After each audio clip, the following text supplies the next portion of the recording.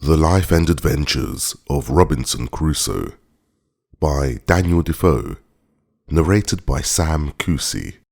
Chapter 1. Start in Life. I was born in the year 1632 in the city of New York, of a good family, though not of that country, my father being a foreigner from Bremen, who settled first at Hull. He got a good estate by merchandise, and leaving off his trade, lived afterwards at York, from whence he had married my mother, whose relations were named Robinson, a very good family in that country, and from whom I was called Robinson Kreuznauer. But by the usual corruption of words in England, we are now called, nay, we call ourselves, and write our name, Crusoe, and so my companions always called me.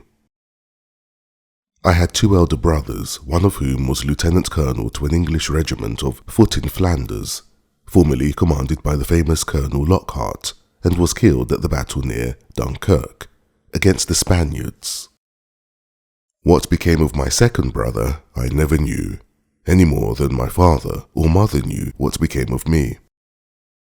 Being the third son of the family and not bred to any trade, my head began to be filled very early with rambling thoughts.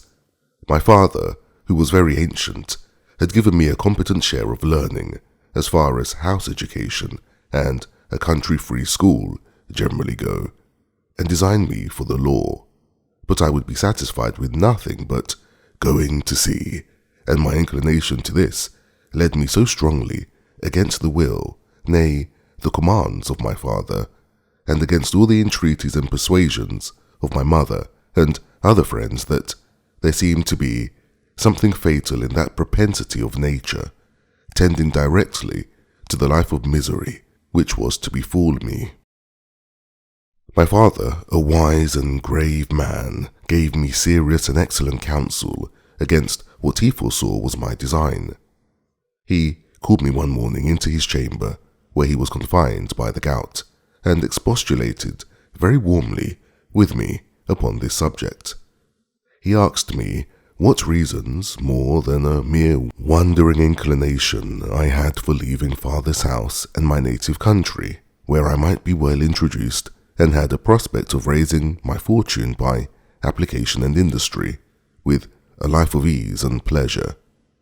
He told me it was men of desperate fortunes on one hand, or of aspiring superior fortunes on the other,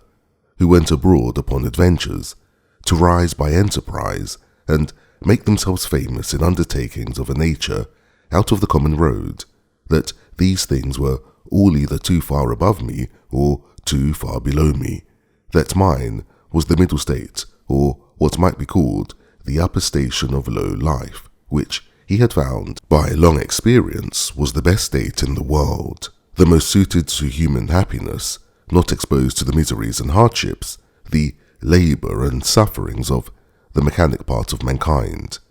and not embarrassed with the pride, luxury, ambition, and envy of the upper part of mankind. He told me I might judge of the happiness of this state by this one thing, that is to say, that this was the state of life which all other people envied, that kings have frequently lamented the miserable consequence of being born to great things, and wish they had been placed in the middle of the two extremes, between the mean and the great, that the wise man gave his testimony to this as the standard of felicity, when he prayed to have neither poverty nor riches. He bade me observe it, and I should always find that the calamities of life were shared among the upper and lower parts of mankind, but that the middle station had the fewest disasters, and was not exposed to so many vicissitudes as the higher or lower part of mankind. Nay, they were not subjected to so many distempers and uneasinesses, either of body or mind, as those were who, by vicious living, luxury, and extravagances on the one hand, or by hard labour, want of necessaries, and mean or insufficient diet, or other hand, bring distemper upon themselves by the natural consequences of their way of living. that the middle station of life was calculated for all kind of virtue and all kind of enjoyments, that peace and plenty were the handmaids of a middle fortune, that temperance, moderation, quietness, health, society, all agreeable diversions, and all desirable pleasures were the blessings attending the middle station of life, that this way men were silently and smoothly through the world and comfortably out of it, not embarrassed with the labours of the hands or of the head, not sold to a life of slavery for daily bread, not harassed with perplexed circumstances which rob the soul of peace and the body of rest, nor enraged with the passion of envy or the secret burning lust of ambition for great things, but in easy circumstances, sliding gently through the world and sensibly tasting the sweets of living without the bitter, feeling that they are happy, and learning by every day's experience to know it more sensibly. After this he pressed me earnestly, and in the most affectionate manner, not to play the young man, nor to precipitate myself into miseries which nature and the station of life I was born in seemed to have provided against, that I was under no necessity of seeking my bread, that he would do well for me, and endeavour to enter me fairly into a station of life which he had just been recommending to me, and that if I was not very easy and happy in the world, it must be my mere fate or fault that must hinder it, and that he should have nothing to answer for, having thus discharged his duty in warning me against measures which he knew would be to my hurt. In a word, that as he would do very kind things for me if I would stay and settle at home as he directed, so he would not have so much hand in my misfortunes as to give me any encouragement to go away. And to close all, he told me I had my older brother for an example, to whom he had used the same earnest persuasions to keep him from going to the Low Country wars, but could not prevail, his young desires prompting him to run into the army, where he was killed. And though he said he would not cease to pray for me, yet he would venture to say to me that if I did take this foolish step, God would not bless me, and I should have leisure hereafter to reflect upon having neglected his counsel, when there might be none to assist in my recovery. I observed in this last part of his discourse, which was truly prophetic, that I suppose my father did not know it to be so himself. I observed the tears run down his face very plentifully, especially when he spoke of my brother who was killed, and that when he spoke of my having leisure to repent and none to assist me, he was so moved that he broke off the discourse and told me his heart was so full he could say no more to me. I was sincerely affected with this discourse, and indeed, who could be otherwise? And I resolved not to think of going abroad any more, but to settle at home according to my father's desire. But alas, a few days wore it all off, and in short, to prevent any of my father's further importunities, in a few weeks after, I resolved to run quite away from him. However, I did not act quite so hastily as the first heat of my resolution prompted, but I took my mother at a time when I thought her a little more pleasant than ordinary, and told her that my thoughts were so entirely bent upon seeing the world that I should never settle to anything with resolution enough to go through with it, and my father had better give me his consent than force me to go without it, that I was now 18 years old, which was too late to go apprentice to a trade or clerk to an attorney, that if I was sure, if I did, I should never serve out my time, but I should certainly run away from my master before my time was out, and go to sea, and if she would speak to my father to let me go one voyage abroad, if I came home again and did not like it, I would go no more, and I would promise by a double diligence to recover the time that I had lost. This put my mother into a great passion, She told me she knew it would be to no purpose to speak to my father upon any such subject, that he knew too well what was my interest to give his consent to anything so much for my hurt, and that she wondered how I could think of any such thing after the discourse I had had with my father, and such kind and tender expressions as she knew my father had used to me, and that, in short, if I would rid myself, there was no help for me, but I might depend I should never have their consent to it, that for her part she would not have so much hand in my destruction, and I should never have it to say that my mother was willing when my father was not. Though my mother refused to move it to my father, yet I heard afterwards that she reported all the discourse to him, and that my father, after showing a great concern at it, said to her with a sigh, "That boy might be happy if he would stay at home, but if he goes abroad, he will be the most miserable wretch that ever was born. I can give no consent to it." It was not till almost a year after this that I broke loose, though in the meantime I continued obstinately, deaf to all proposals of settling to business, and frequently expostulated with my father and mother about their being so positively determined against what they knew my inclinations prompted me to. But being one day at Hull, where I went casually, and without any purpose of making an elopement at that time, but I say, being there, and one of my companions being about to sail to London in his father's ship, and prompting me to go with them, with the canon allurement of seafaring men, that it should cost me nothing for my passage, I consulted neither father nor mother any more, nor so much as sent them word of it, but leaving them to hear of it as they might, without asking God's blessing or my father's, without any consideration of circumstances or consequences, and in an ill hour, God knows, on the 1st of September 1651, I went on board a ship bound for London. Never any young adventurer's misfortunes, I believe, began sooner, or continued longer than mine. The ship was no sooner out of the Humber than the wind began to blow, and the sea to rise in a most frightful manner, and as I had never been at sea before, I was most inexpressibly sick in body and terrified in mind. I began now seriously to reflect upon what I had done, and how justly I was overtaken by the judgment of heaven for my wicked, leaving my father's house and abandoning my duty. All the good counsels of my parents, my father's tears, and my mother's entreaties came now fresh into my mind, and my conscience, which was not yet come to the pitch of hardness to which it has since, reproached me with the contempt of advice and the breach of my duty to God and my father.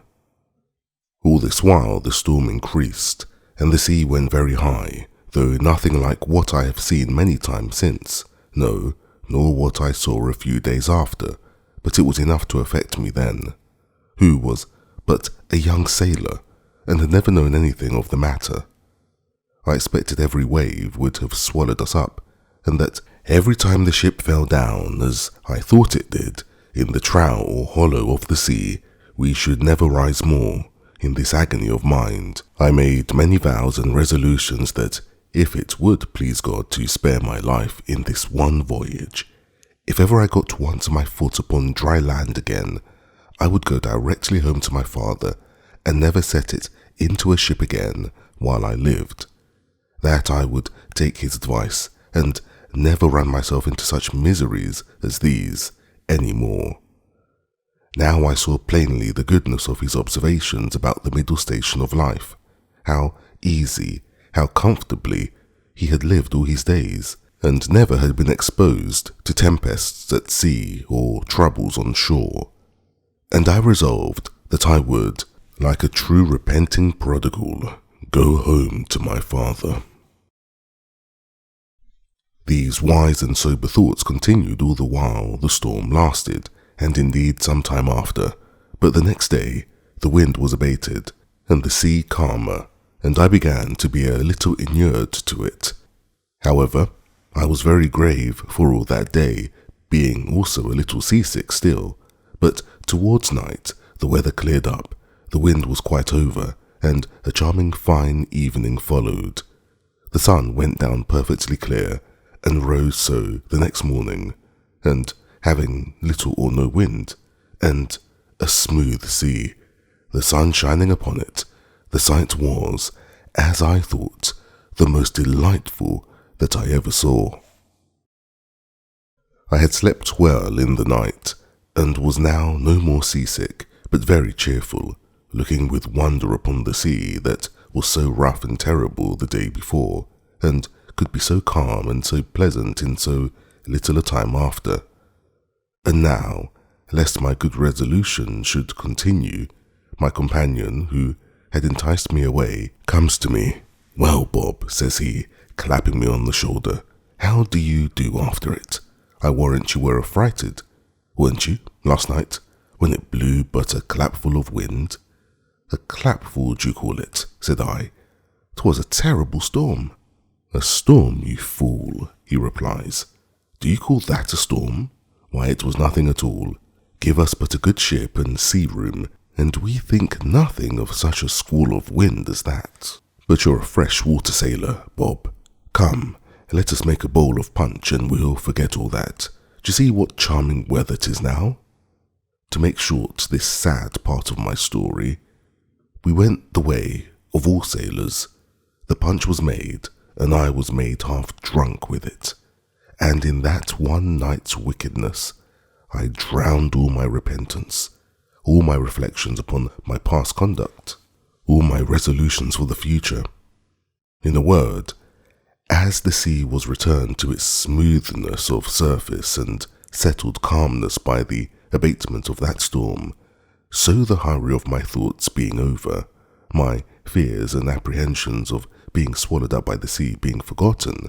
and the current of my former desires returned, I entirely forgot the vows and promises that I made in my distress. I found indeed some intervals of reflection, and the serious thoughts did, as it were, endeavour to return again sometimes, but I shook them off, and roused myself from them, as it were, from a distemper, and applying myself to drinking and company, soon mastered the return of those fits, for so I called them, and I had in 5 or 6 days got as complete a victory over conscience as any young fellow that resolved not to be troubled with it could desire. But I was to have another trial for it still, and Providence, as in such cases generally it does, resolved to leave me entirely without excuse, for if I would not take this for a deliverance, the next was to be such a one as the worst and most hardened wretch among us would confess both the danger and the mercy of it.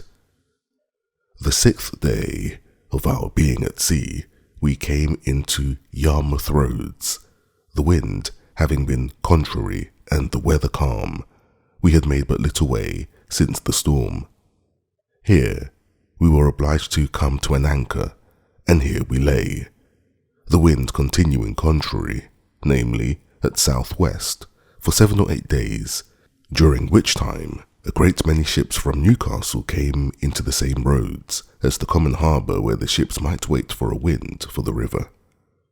We had not, however, rid here so long but we should have tided it up the river, but that the wind blew too fresh, and after we had lain 4 or 5 days, blew very hard.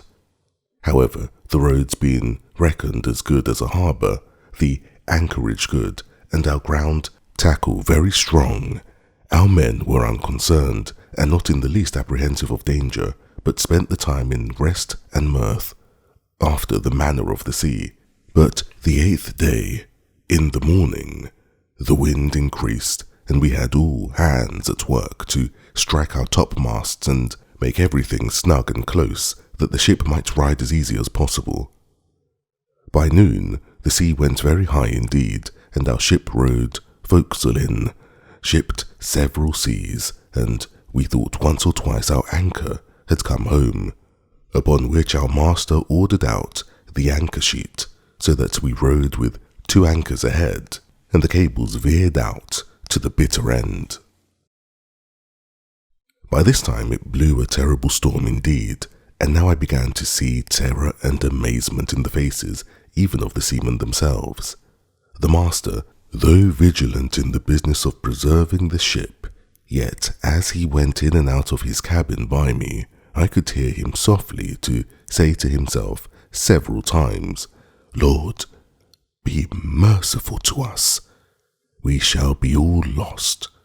We shall be all undone," and the like.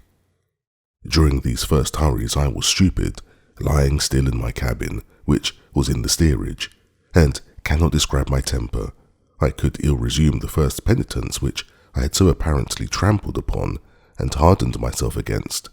I thought the bitterness of death had been past, and that this would be nothing like the first. But when the master himself came by me, as I said just now, and said we should be all lost, I was dreadfully frighted. I took out of my cabin and looked out, but such a dismal sight I never saw.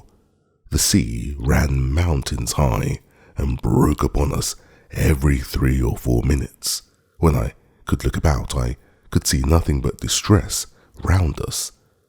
2 ships that rode near us, we found, had cut their masts by the board, being deep laden, and our men cried out that the ship, which rode about a mile ahead of us, was foundered. 2 more ships, being driven from their anchors,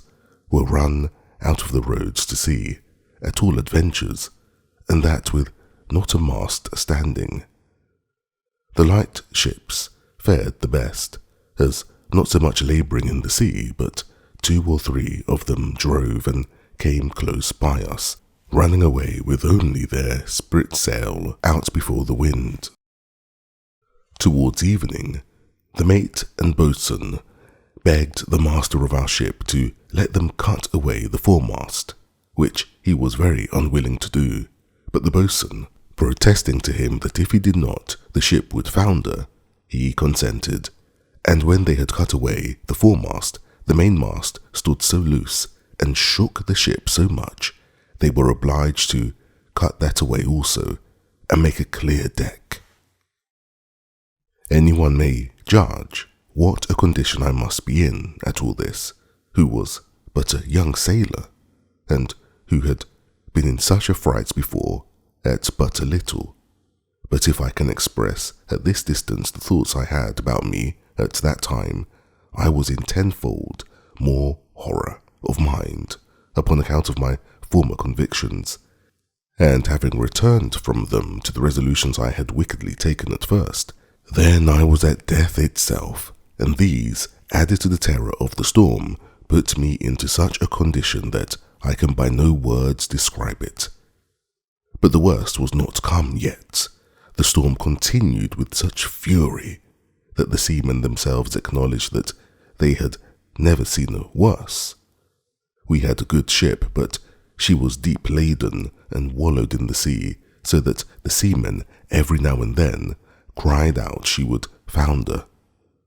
It was my advantage in one respect that I did not know what they meant by founder till I inquired. However, the storm was so violent that I saw, what is not often seen, the master, the boatswain, and some others more sensible than the rest, at their prayers, and expecting every moment when the ship would go to the bottom. In the middle of the night, and under all the rest of our distresses, one of the men that had been down to see cried out, we had sprung a leak. Another said there was 4 feet water in the hold. Then all hands were called to the pump. At that word, my heart, as I thought, died within me, and I fell back upon the side of my bed where I sat, into the cabin. However, the men roused me and told me that I, that was able to do nothing before, was as well able to pump as another, at which I stirred up and went to the pump and worked very heartily. While this was doing, the master, seeing some light colliers, who, not able to ride out the storm, were obliged to slip and run away to sea, and would come near us, ordered to fire a gun as a signal of distress. I, who knew nothing what they meant, thought the ship had broken or some dreadful thing happened. In a word, I was so surprised that I fell down in a swoon. As this was a time when everybody had his own life to think of, nobody minded me or what was become of me. But another man stepped up to the pump and, thrusting me aside with his foot, let me lie, thinking I had been dead, and it was a great while before I came to myself. We worked on, but the water increasing in the hold, it was apparent that the ship would founder, and though the storm began to abate a little, yet it was not possible she could swim till we might run into any port. So the master continued firing guns for help, and a light ship, who had rid it out just ahead of us, ventured a boat out to help us. It was with the utmost hazard the boat came near us, but it was impossible for us to get on board, or for the boat to lie near the ship's side, till, at last, the men, rowing very heartily, and venturing their lives to save ours, our men cast them a rope over the stern with a buoy to it,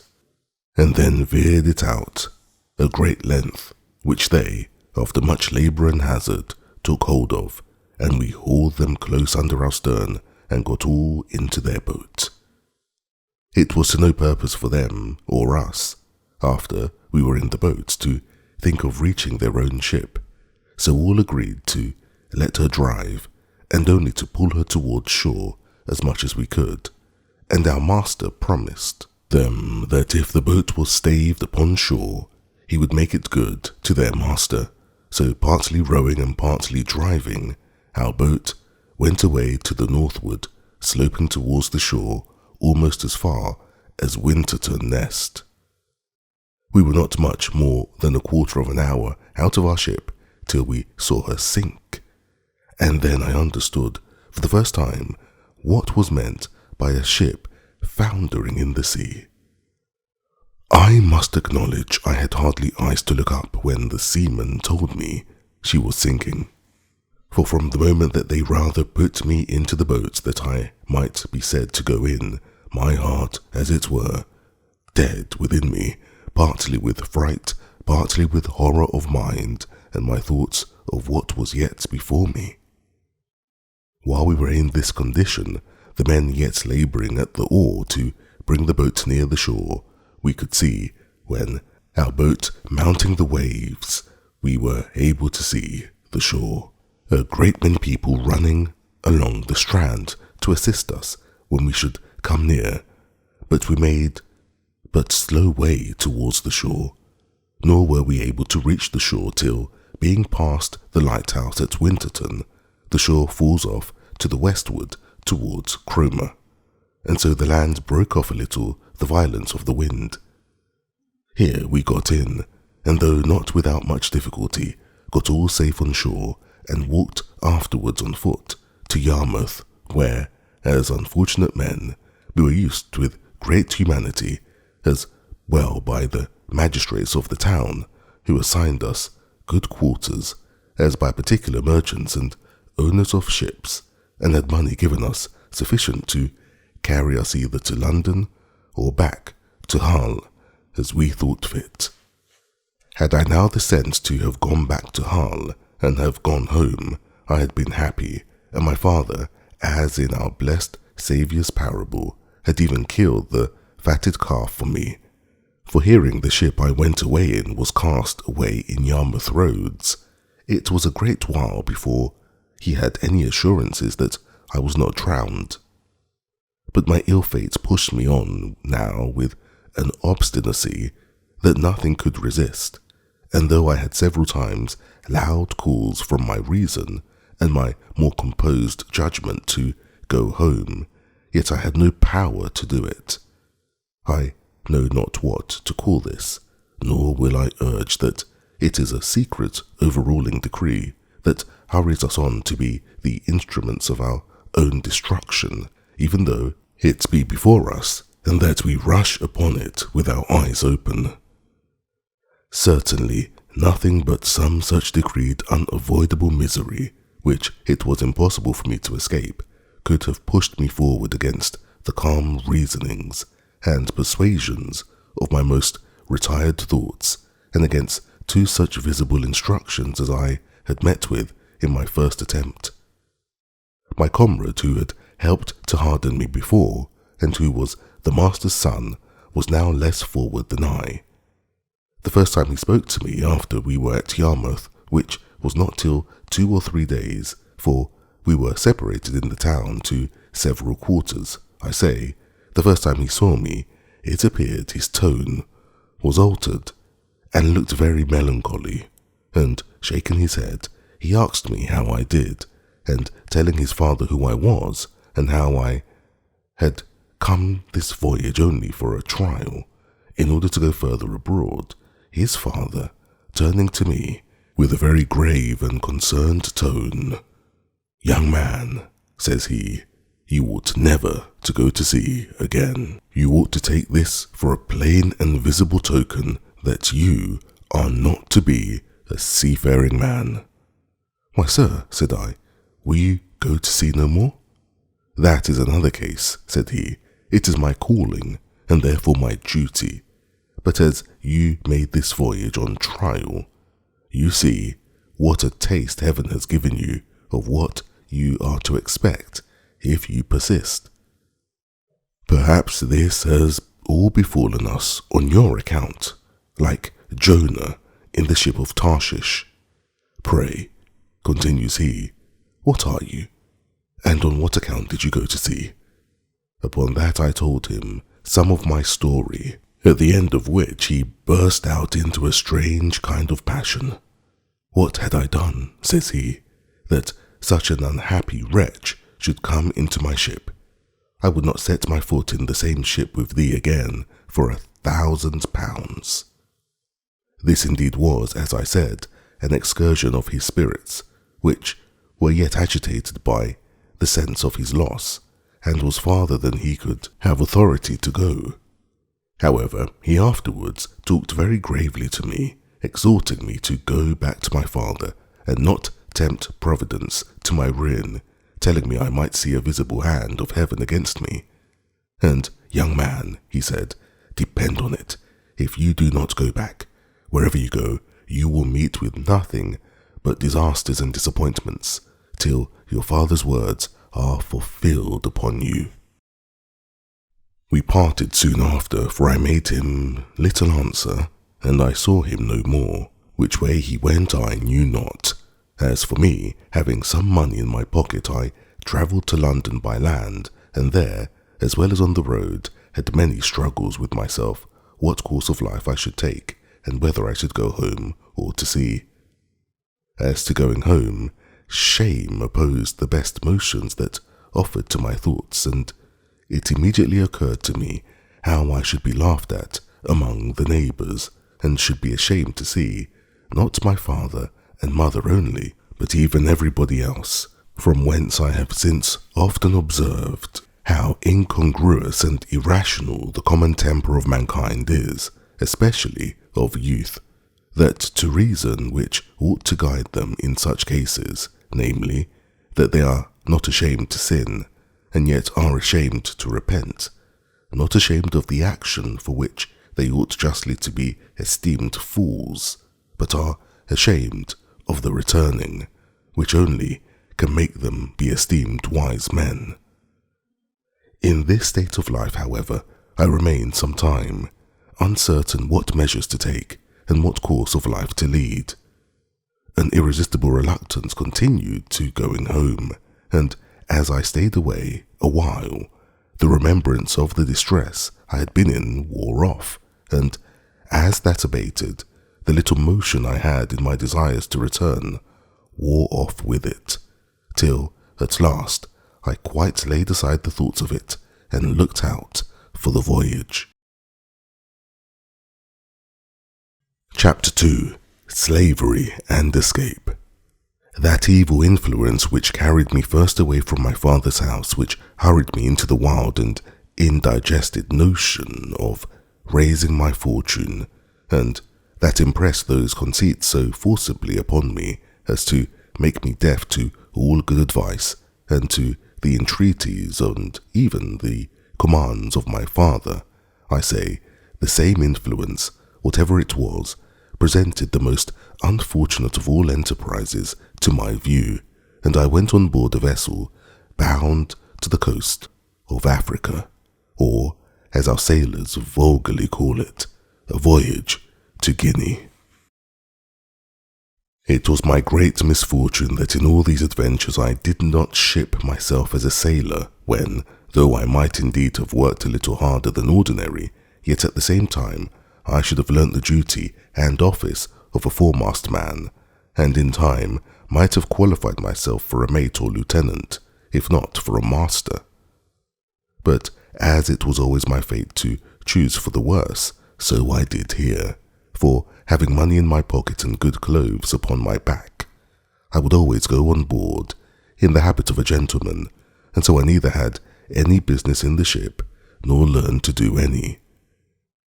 It was my first lot of all to fall into pretty good company in London, which does not always happen to such loose and misguided young fellows as I then was, the devil permitting to lay some snare for them very early, but it was not so with me. I first got acquainted with the master of a ship, so had been on the coast of Guinea, and who, having had very good success there, was resolved to go again. This captain, taking a fancy to my conversation, which was not at all disagreeable at the time, hearing me say I had a mind to see the world, told me if I would go the voyage with him, I should be at no expense. I should be his messmate and his companion, and if I could carry anything with me, I should have all the advantage of it, the trade would admit, and perhaps I might meet with some encouragement. I embraced the offer and entered into a strict friendship with this captain, who was an honest, plain-dealing man. I went to voyage with him, and carried a small adventure with me, which, by the disinterested honesty of my friend the captain, I increased very considerably, for I carried about £40 in such toys and trifles as the captain directed me to buy. These £40 I had mustered together by the assistance of some of my relations whom I corresponded with, and who, I believe, got my father, or at least my mother, to contribute so much as that to my first adventure. This was the only voyage which I may say was successful in all my adventures, which I owe to the integrity and honesty of my friend the captain, under whom also I got a competent knowledge of the mathematics and the rules of navigation, learned how to keep an account of the ship's course, take an observation, and in short, to understand some things that were needful to be understood by a sailor. For as he took delight to instruct me, I took delight to learn, and in a word, this voyage made me both a sailor and a merchant. For I brought home £5 9 ounces of gold dust for my adventure, which yielded me in London, at my return, almost £300, and this filled me with those aspiring thoughts which have since so completed my ruin. Yet even in this voyage I had my misfortunes too, particularly that I was continually sick, being thrown into a violent calenture by the excessive heat of the climate, our principal trading being upon the coast, from latitude of 15 degrees north, even to the line itself. I was now set up for the Guinea trader, and my friend, to my great misfortune, dying soon after his arrival, I resolved to go the same voyage again, and I embarked in the same vessel with one who was his mate in the former voyage, and had now got the command of the ship. This was the unhappiest voyage that ever man made, for though I did not quite carry £100 of my new-gained wealth, so that I had £200 left, which I had lodged with my friend's widow, who was very just to me, yet I fell into terrible misfortunes. The first was this: our ship, making her cruise towards the Canary Islands, or rather between those islands and the African shore, was surprised in the grey of the morning by a Turkish rover of Salé, who gave chase to us with all the sail she could make.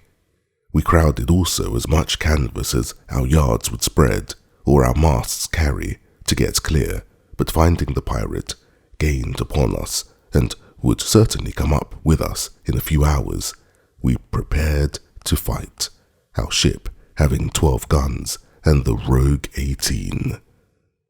About 3 in the afternoon he came up with us, and bringing to, by mistake, just athwart our quarter, instead of athwart our stern, as he intended, we brought 8 of our guns to bear on that side, and poured in a broadside upon him, which made him sheer off again after returning our fire, and pouring in also his small shot, and near 200 men which he had on board. However, we had not a man touched, all our men keeping close. He prepared to attack us again, and we to defend ourselves, but laying us on board the next time upon our other quarter, he entered 60 men upon our decks, who immediately fell to cutting and hacking the sails and rigging. We plied them with small shot, half pikes, powder chests, and such like, and cleared our deck of them twice. However, to cut short this melancholy part of our story, our ship being disabled, and 3 of our men killed and 8 wounded, we were obliged to yield, and were carried all prisoners into Salé, a port belonging to the Moors. The usage I had there was not so dreadful as at first I apprehended, nor was I carried up the country to the Emperor's court, as the rest of our men were, but was kept by the captain of the rover as his proper prize, and made his slave, being young and nimble, and fit for his business. At this surprising change of my circumstances from a merchant to a miserable slave, I was perfectly overwhelmed, and now I looked back upon my father's prophetic discourse to me, that I should be miserable and have none to relieve me, which I thought was now so effectually brought to pass that I could not be worse, for now the hand of heaven had overtaken me, and I was undone without redemption. But alas, this was but a taste of the misery I was to go through, as will appear in the sequel of this story. As my new patron or master had taken me home to his house, so I was in hopes that he would take me with him when he went to sea again, believing that it would some time or other be his fate to be taken by a Spanish or Portugal man of war, and that then I should be set at liberty. But this hope of mine was soon taken away, for when he went to sea, he left me on shore to look after his little garden, and do the common drudgery of slaves about his house, and when he came home again from his cruise, he ordered me to lie in the cabin to look after the ship.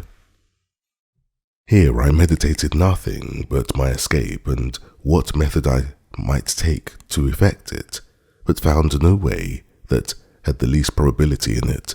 nothing presented to make the supposition of it rational, for I had nobody to communicate it to that would embark with me, no fellow slave, no Englishman, no Irishman, nor Scotchman there but myself, so that for 2 years, though I often pleased myself with the imagination, yet I never had the least encouraging prospect of putting it in practice.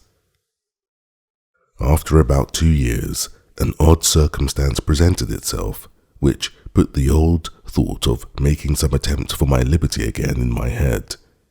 My patron lying at home longer than usual without fitting out his ship, which, as I heard, was for want of money, he used constantly, once or twice a week, sometimes oftener, if the weather was fair, to take the ship's pinnace and go out into the road fishing, and as he always took me and young Moresco with him to row the boat, we made him very merry, and I proved very dexterous in catching fish, insomuch that sometimes he would send me with a Moor, one of his kinsmen, and the youth, the Moresco as they called him, to catch a dish of fish for him. It happened one time that going a-fishing in a calm morning, a fog rose so thick that, though we were not half a league from the shore, we lost sight of it, and rowing we knew not whither nor which way, we laboured all day, and all the next night, and when the morning came, we found we had pulled off to sea instead of pulling in for the shore, and that we were at least 2 leagues from the shore. However, we got well in again, though with a great deal of labour and some danger, for the wind began to blow pretty fresh in the morning, but we were all very hungry. But our patron, warned by this disaster, resolved to take more care of himself for the future, and having lying by him the longboat of our English ship that he had taken, he resolved he would not go a-fishing any more without a compass and some provision. So he ordered the carpenter of his ship, who was also an English slave, to build a little stateroom or cabin in the middle of the long boat, like that of a barge, with a place to stand behind it to steer and haul home the main sheet, the room before for a hand or 2 to stand and work the sails. She sailed with what we call a shoulder of mutton sail, and the boom jibed over the top of the cabin, which lay very snug and low, and had in it room for him to lie, with a slave or 2, and a table to eat on, with some small lockers to put in some bottles of such liquor as he thought fit to drink, and his bread, rice, and coffee. We went frequently out of this boat a-fishing, and as I was most dexterous to catch fish for him, he never went without me. It happened that he had appointed to go out in this boat, either for pleasure or for fish, with 2 or 3 Moors of some distinction in that place, and for whom he had provided extraordinarily, and had therefore sent on board the boat overnight a larger store of provisions than ordinary, and had ordered me to get ready 3 fusees with powder and shot,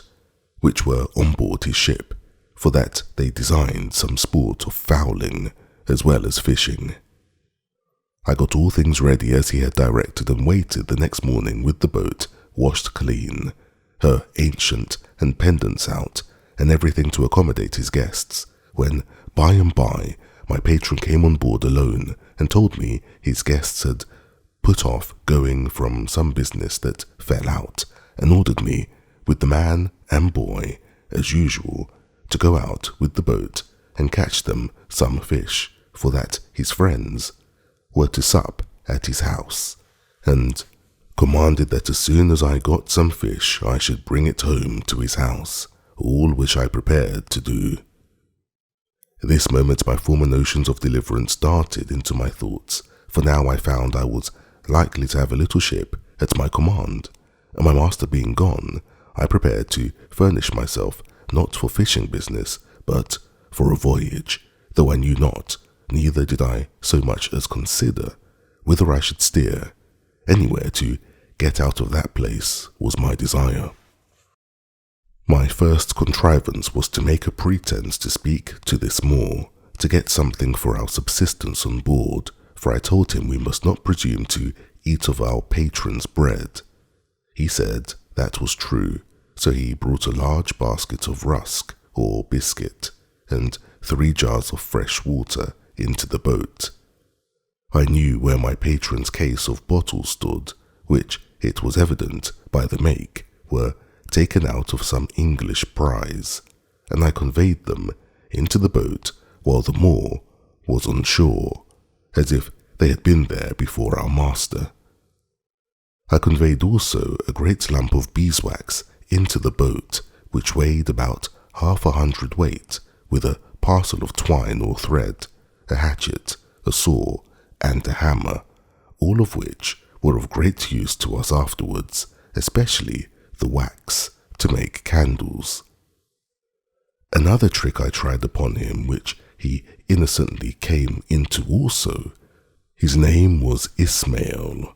which they call Mully or Moly, so I called him Moly. Said I, "Our patron's guns are on board the boat. Can you not get a little powder and shot? It may be we may kill some alchemies, a fowl like our curlews, for ourselves, for I know he keeps the gunner's stores in the ship." "Yes," says he, "I'll bring some." And accordingly he brought a great leather pouch, which held 1.5 pounds of powder, or rather more, and another with shot, that had 5 or 6 pounds, with some bullets, and put all into the boat. At the same time I had found some powder of my master's in the great cabin, with which I filled one of the large bottles in the case, which was almost empty, pouring what was in it into another, and thus furnished with everything needful, we sailed out of the port to fish. The castle, which is at the entrance of the port, knew who we were, and took no notice of us, and we were not above a mile out of the port before we hauled in our sail and set us down to fish. The wind blew from north-northeast, which was contrary to my desire, for had it blown southerly, I had been sure to have made the coast of Spain, and at least reached to the bay of Cadiz. But my resolutions were, blow which way it would, I would be gone from that horrid place where I was, and leave the rest to fate.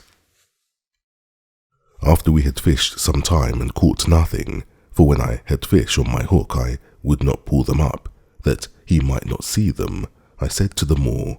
"This will not do. Our master will not be thus served. We must stand farther off." He, thinking no harm, agreed, and being in the head of the boat, set the sails, and as I had the helm, I ran the boat out near a league farther, and then brought her to, as if I would fish, when, giving the boy the helm, I stepped forward to where the Moor was, and making as if I stooped for something behind him, I took him by surprise with my arm under his waist, and tossed him clear overboard into the sea. He rose immediately, for he swam like a cork, and called to me, begged to be taken in, told me he would go all over the world with me. He swam so strong after the boat that he would have reached me very quickly, there being but little wind, upon which I stepped into the cabin, and, fetching one of the fowling pieces, I presented it at him, and told him I had done him no hurt, and if he would be quiet, I would do him none. "But," said I, "you swim well enough to reach to the shore, and the sea is calm. Make the best of your way to shore, and I will do you no harm. But if you come near the boat, I'll shoot you through your head, for I am resolved to have my liberty." So he turned himself about and swam for the shore, and I make no doubt but he reached it with ease, for he was an excellent swimmer.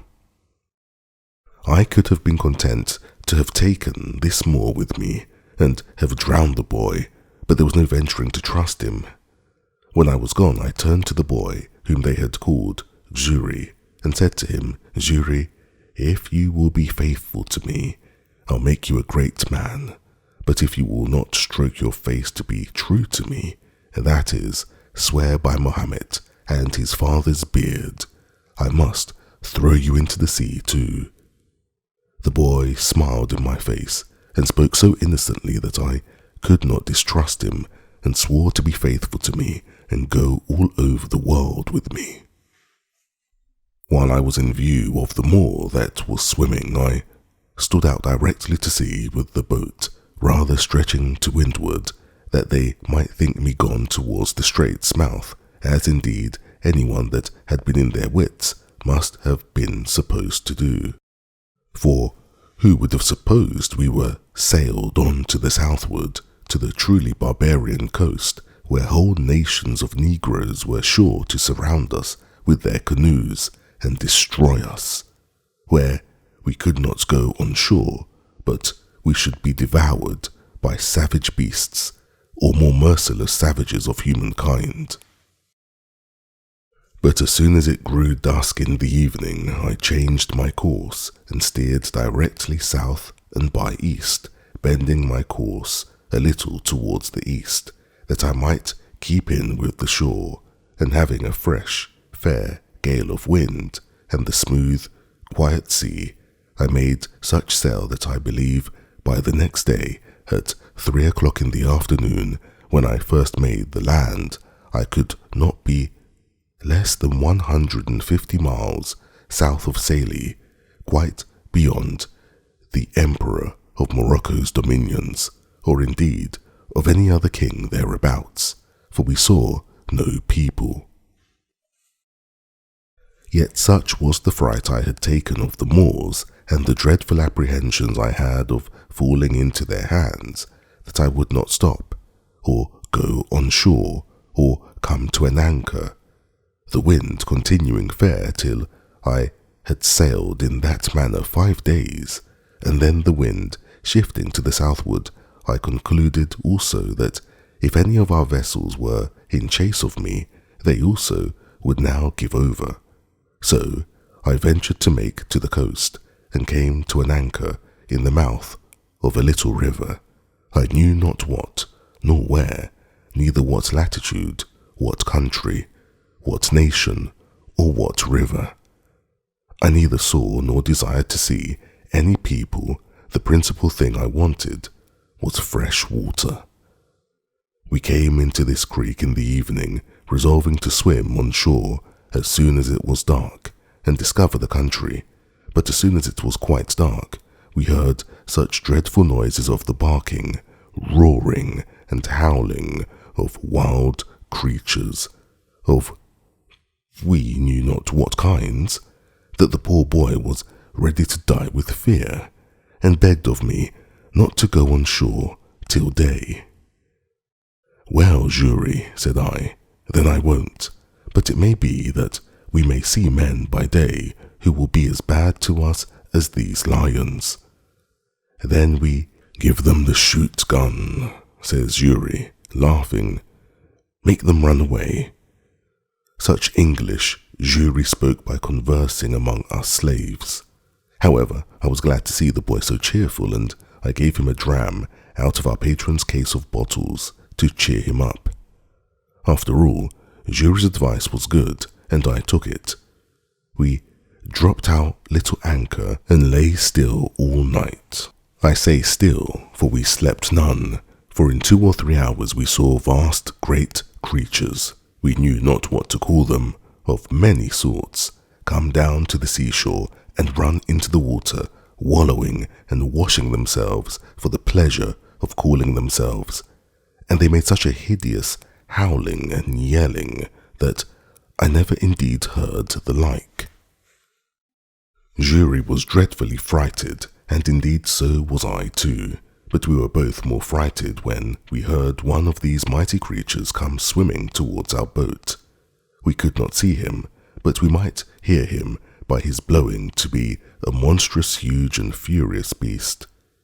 Xury said it was a lion, and it might be so for aught I know, but poor Xury cried to me to weigh the anchor and row away. No, says I, Xury, we can slip our cable with the boy to it and go off to sea. They cannot follow us far. I had no sooner said so, but I perceived the creature, whatever it was, within 2 oars' length, which something surprised me. However, I immediately stepped to the cabin door, and taking up my gun, fired at him, upon which he immediately turned out and swam towards the shore again.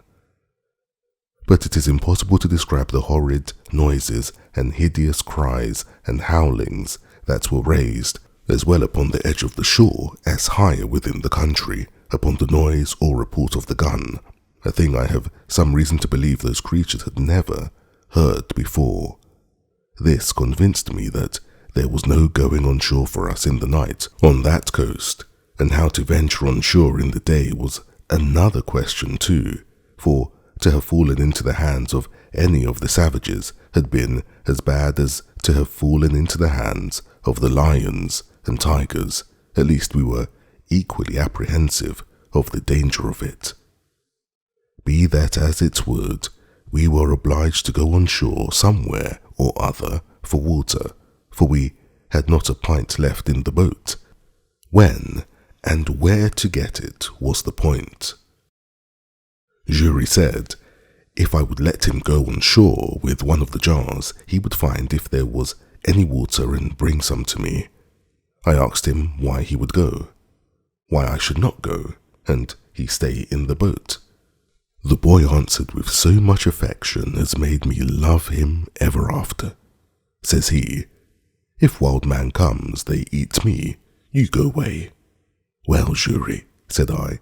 we will both go, and if wild man comes, we will kill them. They shall eat neither of us. So I gave Xury a piece of rusk bread to eat, and a dram out of our patron's case of bottles, which I mentioned before, and we hauled the boat in as near the shore as we thought was proper, and so waded on shore, carrying nothing but our arms and 2 jars for water. I did not care to go out of sight of the boat, fearing the coming of canoes with savages down by the river, but the boy, seeing a low place about a mile up the country, rambled to it, and by I saw him come running towards me. I thought he was pursued by some savage or frighted with some wild beast, and I ran forward towards him to help him. But when I came nearer to him, I saw something hanging over his shoulders, which was a creature that he had shot, like a hare, but different in colour and longer legs. However, we were very glad of it, and it was very good meat. But the great joy that poor Xury came with was to tell me he had found good water and seen no wild mans. But we found afterwards that we need not take such pains for water, for a little higher up the creek where we found the water fresh when the tide was out, which flowed but a little way up. So we filled our jars and feasted on the hare he had killed, and prepared to go our way, having seen no footsteps of any human creatures in that part of the country. As I had been one voyage to this coast before, I knew very well that the islands of the Canaries and the Cape de Verde Islands also lay not far off from the coast. But as I had no instruments to take an observation to know what latitude we were in, and not exactly knowing, or at least remembering, what latitude they were in, I knew not where to look for them, or when to stand off to see towards them. Otherwise I might now easily have found some of these islands. But my hope was that if I stood along this coast till I came to that part where the English traded, I should find some of their vessels upon their usual design of trade, that would relieve and take us in. By the best of my calculation, that place where I now was must be that country which, lying between the Emperor of Morocco's dominions and the Negroes, lies waste and uninhabited, except by wild beasts, the Negroes having abandoned it and gone farther south for fear of the Moors, and the Moors not thinking it worth inhabiting by reason of its barrenness, and indeed both forsaking it because of the prodigious number of tigers, lions, leopards, and other furious creatures which harbour there, so that the Moors use it for their hunting only, where they go like an army, 2,000 or 3,000 men at a time, and indeed for near 100 miles together upon this coast we saw nothing but a waste, uninhabited country by day, and heard nothing but howlings and roaring of wild beasts by night. Once or twice in the daytime I thought I saw the Pico of Tenerife, being the high top of the mountain Tenerife in the Canaries, and had a great mind to venture out in hopes of reaching thither, but having tried twice, I was forced in again by contrary winds, the sea also going too high for my little vessel, so I resolved to pursue my first design and keep along the shore. Several times I was obliged to land for fresh water after we had left this place, and once in particular, being early in morning, we came to an anchor under a little point of land which was pretty high, and the tide beginning to flow, we lay still to go farther in. Xury, whose eyes were more about him than it seems were mine, calls softly to me and tells me that we had best go farther off the shore, for, says he, look yonder lies a dreadful monster on the side of that hillock, fast asleep. I looked where he pointed and saw a dreadful monster indeed, for it was a terrible, great lion that lay on the side of the shore, under the shade of a piece of the hill that hung, as it were, a little over him. Xury, says I, you shall on shore and kill him. Xury looked frightened and said, me kill? He eat me at one mouthful he meant. However, I said no more to the boy, but bade him lie still, and I took our biggest gun, which was almost musket bore, and loaded it with a good charge of powder, and with 2 slugs, and laid it down. Then I loaded another gun with 2 bullets, and the third, for we had 3 pieces, I loaded with 5 smaller bullets. I took the best aim I could with the first piece to have shot him in the head, but he lay so with his leg raised a little above his nose that the slugs hit his leg about the knee and broke the bone. He started up, growling at first, but finding his leg broken, fell down again, and then got upon 3 legs and gave the most hideous roar that I ever heard. I was a little surprised that I had not hit him on the head. However, I took up the second piece immediately, and though he began to move off, fired again and shot him in the head, and had the pleasure to see him drop and make but little noise, but lie struggling for life. Then Xury took heart and would have let me go on shore. Well, go, said I. So the boy jumped into the water and, taking a little gun in one hand, swam to shore with the other hand, and coming close to the creature, put the muzzle of a piece to his ear, and shot him in the head again, which dispatched him quite. This was game indeed to us, but this was no food, and I was very sorry to lose 3 charges of powder and shot upon a creature that was good for nothing to us. However, Xury said he would have some of him, so he comes on board and asked me to give him the hatchet. For what, Xury? Said I. Me cut off his head, said he. However, Xury could not cut off his head, but he cut off a foot and brought it with him, and it was a monstrous great one. I bethought myself, however, that perhaps the skin of him might one way or other be of some value to us, and I resolved to take off his skin if I could.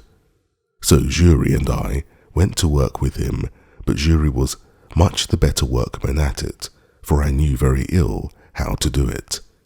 Indeed, it took us both up the whole day, but at last we got off the hide of him, and spreading it on the top of our cabin, the sun effectually dried it in 2 days' time, and it afterwards served me to lie upon. Chapter 3. Wrecked on a Desert Island. After this stop, we made on to the southward continually for 10 or 12 days, living very sparingly on our provisions, which began to abate very much, and going no oftener to the shore than we were obliged to for fresh water.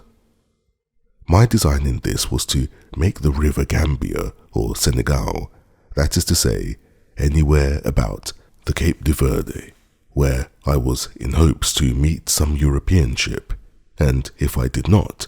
I knew not what course I had to take, but to seek for the islands or perish there among the Negroes. I knew that all the ships from Europe which sailed either to the coast of Guinea or to Brazil, or to the East Indies, made this cape, or those islands, and in a word, I put the whole of my fortune upon this single point, either that I must meet with some ship or must perish. When I had pursued this resolution about 10 days longer, as I have said, I began to see that the land was inhabited, and in 2 or 3 places, as we sailed by, we saw people stand upon the shore to look at us. We could also perceive they were quite black and naked. I was once inclined to go on shore to them, but Xury was my better counsellor and said to me, "No go, no go." However, I hauled in nearer the shore that I might talk to them, and I found they ran along the shore by me a good way. I observed that they had no weapons in their hand, except one, who had a long slender stick, which Xury said was a lance, and that they could throw them a great way with good aim. So I kept at a distance, but talked with them by signs as well as I could, and particularly made signs for something to eat.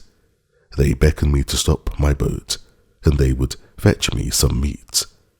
Upon this I lowered the top of my sail and lay by, and 2 of them ran up into the country, and in less than half an hour came back and brought with them 2 pieces of dried flesh and some corn, such as is the produce of their country, but we neither knew what the one or the other was. However, we were willing to accept it, but how to come at it was our next dispute, for I would not venture on shore to them, and they were as much afraid of us, but they took a safe way for us all, for they brought it to the shore and laid it down, and went and stood a great way off till we fetched it on board, and then came close to us again. We made signs of thanks to them, for we had nothing to make them amends, but an opportunity offered that very instant to oblige them wonderfully, for while we were lying by the shore, came 2 mighty creatures, one pursuing the other, as we took it, with great fury from the mountains towards the sea. Whether it was the male pursuing the female, or whether they were in sport or in rage, we could not tell, any more than we could tell whether it was usual or strange. But I believe it was the latter, because in the first place, those ravenous creatures seldom appear but in the night, and in the second place, we found the people terribly frighted, especially the women. The man that had the lance, or dart, did not fly from them, but the rest did, however, as the 2 creatures ran directly into the water. They did not offer to fall upon any of the Negroes, but plunged themselves into the sea and swam about as if they had come for their diversion. At last, one of them began to come nearer our boat than at first I expected, but I lay ready for him, for I had loaded my gun with all possible expedition and bade Xury load both the others. As soon as he came fairly within my reach, I fired and shot them directly in the head. Immediately he sank down into the water, but rose instantly and plunged up and down as if he were struggling for life. And so indeed he was. He immediately made to the shore, but between the wound which was his mortal hurt and the strangling of the water, he died just before he reached the shore. It is impossible to express the astonishment of these poor creatures at the noise and fire of my gun. Some of them were even ready to die for fear, and fell down as dead with the very terror, but when they saw the creature dead and sunk in the water, and that I made signs to them to come to the shore, they took heart and came, and began to search for the creature. I found him by his blood staining the water, and by the help of a rope, which I slung round him and gave the negroes to haul. They dragged him on shore and found that it was a most curious leopard, spotted and fine to an admirable degree, and the negroes held up their hands with admiration to think what it was I had killed him with. The other creature, frightened with the flash of fire and the noise of the gun, swam on shore and ran up directly to the mountains from whence they came, nor could I, at that distance, know what it was. I found quickly the negroes wished to eat the flesh of this creature, so I was willing to have them take it as a favour from me, which, when I made signs to them that they might take him, they were very thankful for. Immediately they fell to works with him, and though they had no knife, yet with a sharpened piece of wood they took off his skin as readily, and much more readily, than we could have done with a knife. They offered me some of the flesh, which I declined, pointing out that I would give it to them, but made no signs for the skin, which they gave me very freely, and brought me a great deal more of their provisions, which, though I did not understand, yet I accepted. I then made signs to them for some water, and held out one of my jars to them, turning its bottom upward to show that it was empty, and that I wanted to have it filled. They called immediately to some of their friends, and there came 2 women, and brought a great vessel made of earth and burnt, as I supposed, in the sun. This they set down to me, as before, and I sent Xury on shore with my jars, and filled them all 3. The women were as naked as the men. I was now furnished with roots and corn, such as it was, and water, and leaving my friendly negroes I made forward for about 11 days more, without offering to go near the shore, till I saw the land run out a great length into the sea, at about the distance of 4 or 5 leagues before me, and the sea being very calm, I kept a large offing to make this point. At length, doubling the point, at about 2 leagues from the land, I saw plainly land on the other side, to seaward. Then I concluded, as it was most certain indeed, that this was the Cape de Verde, and those the island called, from thence, Cape de Verde Islands. However, they were at a great distance, and I could not well tell what I had best do, for if I should be taken with a fresh wind, I might neither reach one or the other. In this dilemma, as I was very pensive, I stepped into the cabin and sat down, Xury having the helm, when, on a sudden, the boy cried out, "Master, master, a ship with a sail!" And the foolish boy was frightened out of his wits, thinking it must needs be some of his master's ships sent to pursue us. But I knew we were far enough out of their reach. I jumped out of the cabin and immediately saw not only the ship, but that it was a Portuguese ship, and, as I thought, was bound to the coast of Guinea for negroes. But when I observed the course she steered, I was soon convinced they were bound some other way, and did not design to come any nearer to the shore, upon which I stretched out to sea as much as I could, resolving to speak with them, if possible.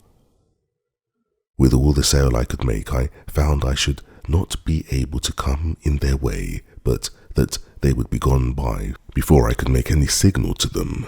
But after I had crowded to the utmost and began to despair, they, it seemed, saw by the help of their glasses that it was some European boat, which they supposed must belong to some ship that was lost, so they shortened sail to let me come up.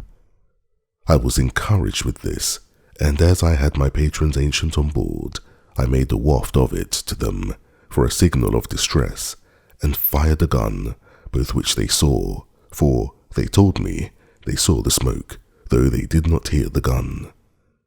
Upon these signals they very kindly brought to, and lay by for me, and in about 3 hours' time I came up with them. They asked me what I was in Portuguese and in Spanish and in French, but I understood none of them. But at last a Scotch sailor who was on board called me, and I answered him and told him I was an Englishman, that I had made my escape out of slavery from the Moors at Salé, and they then bade me come on board and very kindly took me in, and all my goods.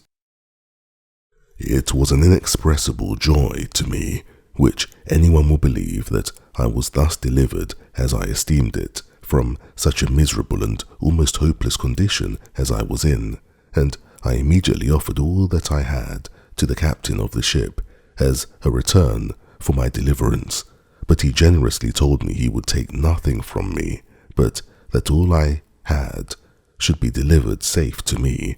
when I came to the Brazils. For, says he,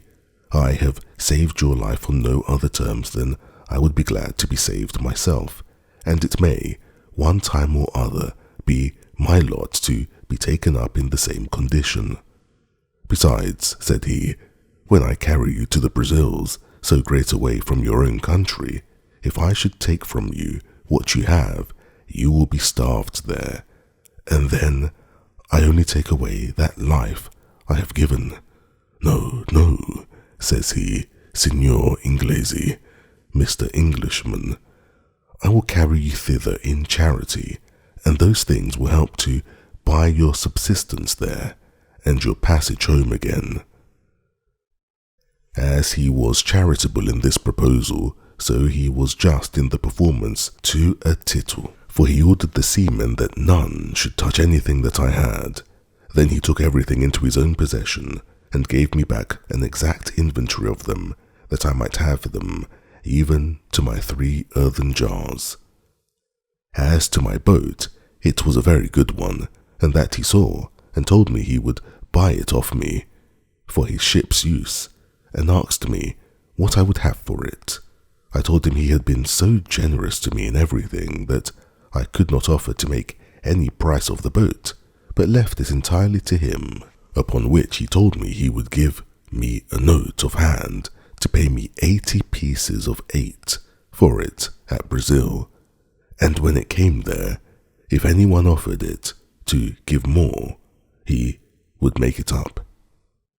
He offered me also 60 pieces of 8 more for my boy, Xury, which I was loath to take, not that I was unwilling to let the captain have him,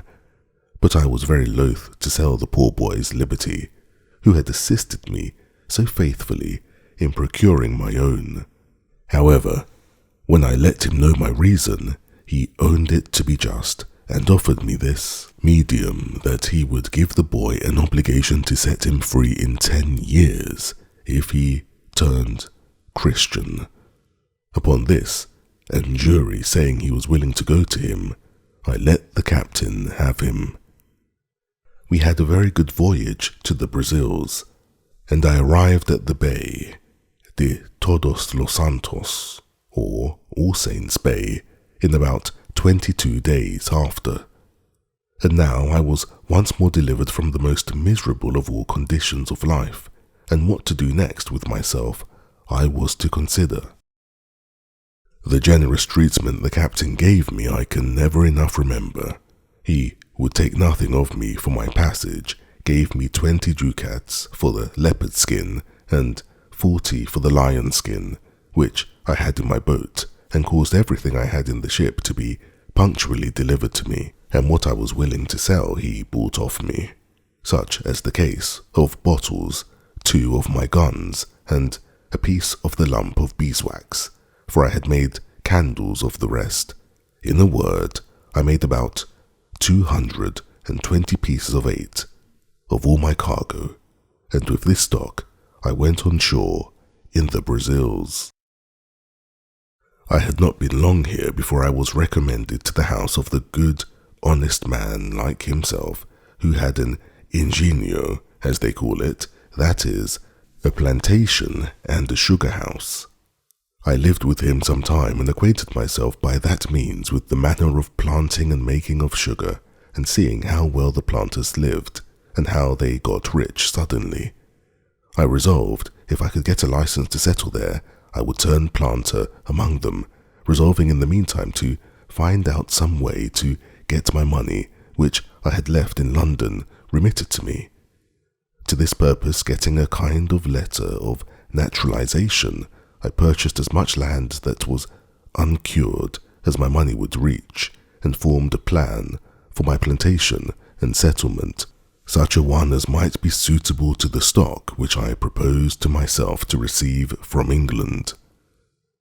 I had a neighbour, a Portuguese of Lisbon, but born of English parents, whose name was Wells, and in much such circumstances as I was.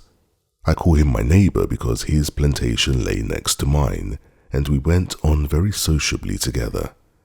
My stock was but low, as well as his, and we rather planted for food than anything else. For about 2 years, however, we began to increase, and our land began to come into order, so that the 3rd year we planted some tobacco and made each of us a large piece of ground ready for planting canes in the year to come. But we both wanted help, and now I found, more than before, I had done wrong in parting with my boy Xury. But alas, for me to do wrong that never did right was no great wonder. I had no remedy but to go on. I had got into an employment quite remote to my genius, and directly contrary to the life I delighted in, and for which I forsook my father's house, and broke through all his good advice. Nay, I was coming into the very middle station, or upper degree, of low life, which my father advised me to before, and which, if I resolved to go on with, I might as well have stayed at home, and never have fatigued myself in the world as I had done. And I used to often say to myself, I could have done this as well in England, among my friends, as have gone 5,000 miles off to do it among strangers and savages, in a wilderness, and at such a distance as never to hear from any part of the world that had the least knowledge of me. In this manner, I used to look upon my condition with the utmost regret. I had nobody to converse with, but now and then this neighbour. No work to be done, but by the labour of my hands, and I used to say I lived just like a man cast away upon some desolate island that had nobody there but himself. But how just has it been, and how should all men reflect, that when they compare their present conditions with others that are worse, heaven may oblige them to make the exchange and be convinced of their former felicity by their experience. I say, how just has it been that the truly solitary life I reflected on, in an island of mere desolation, should be my lot, who had so often unjustly compared it with the life which I then led, in which, had I continued, I had in all probability been exceedingly prosperous and rich. I was in some degree settled in my measures for carrying on the plantation before my kind friend and captain of the ship that took me up at sea went back, for the ship remained there, in providing his lading and preparing for his voyage, nearly 3 months, when, telling him what little stock I had left behind me in London, he gave me this friendly and sincere advice. "Signor Inglesi," says he, "if you will give me letters and a procuration in form to me, with orders to the person who has your money in London to send your effects to Lisbon, to such persons as I shall direct, and in such goods as are proper for this country, I will bring you to the produce of them, God willing, at my return. But since human affairs are all subject to changes and disasters, I would have you give orders but for £100 sterling, which you say is half your stock, and let the hazard be run for the first, so that, if it come safe, you may order the rest the same way, and if it miscarry, you may have the other half to have recourse to for your supply." This was so wholesome advice and looked so friendly that I could not but be convinced it was the best course I could take. So I accordingly prepared letters to the gentlewoman with whom I had left my money, and a procuration to the Portuguese captain as he desired. I wrote the English captain's widow a full account of all my adventures, my slavery, escape, and how I had met with the Portuguese captain at sea, the humanity of his behaviour, and what condition I was now in, with all other necessary directions for my supply. And when this honest captain came to Lisbon, he found means, by some of the English merchants there, to send over, not the order only, but a full account of my story to a merchant in London, who represented it effectually to her, whereupon she not only delivered the money, but out of her own pocket sent the Portugal captain a very handsome present for his humanity and charity to me. The merchant in London, vesting this £100 in English goods, such as the captain had written for, sent them directly to him at Lisbon,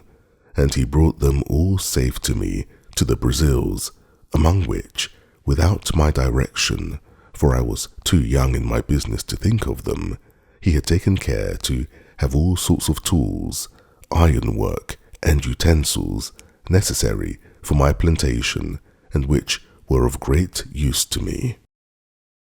When this cargo arrived, I thought my fortunes made, for I was surprised with the joy of it, and my steward, the captain, had laid out £5 which my friend had sent him for a present for himself, to purchase and bring me over a servant under bond for 6 years' service, and would not accept of any consideration except a little tobacco which I would have him accept, being of my own produce. Neither was this all, for my goods being all English manufacture, such as cloths, stuffs, baize, and things particularly valuable and desirable in the country, I found means to sell them to a very great advantage, so that I might say I had more than 4 times the value of my first cargo, and was now infinitely beyond my poor neighbour. I mean, in the advancement of my plantation, for the thing I did, I bought me a Negro slave and a European servant also. I mean, another besides that which the captain brought me from Lisbon.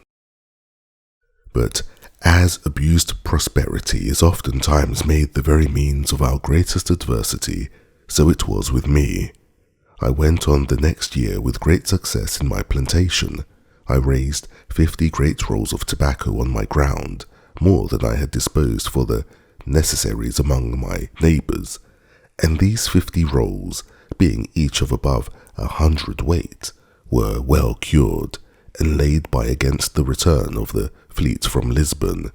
And now, increasing in business and wealth, my head began to be full of projects and undertakings beyond my reach, such as are, indeed, often the ruin of the best heads in business.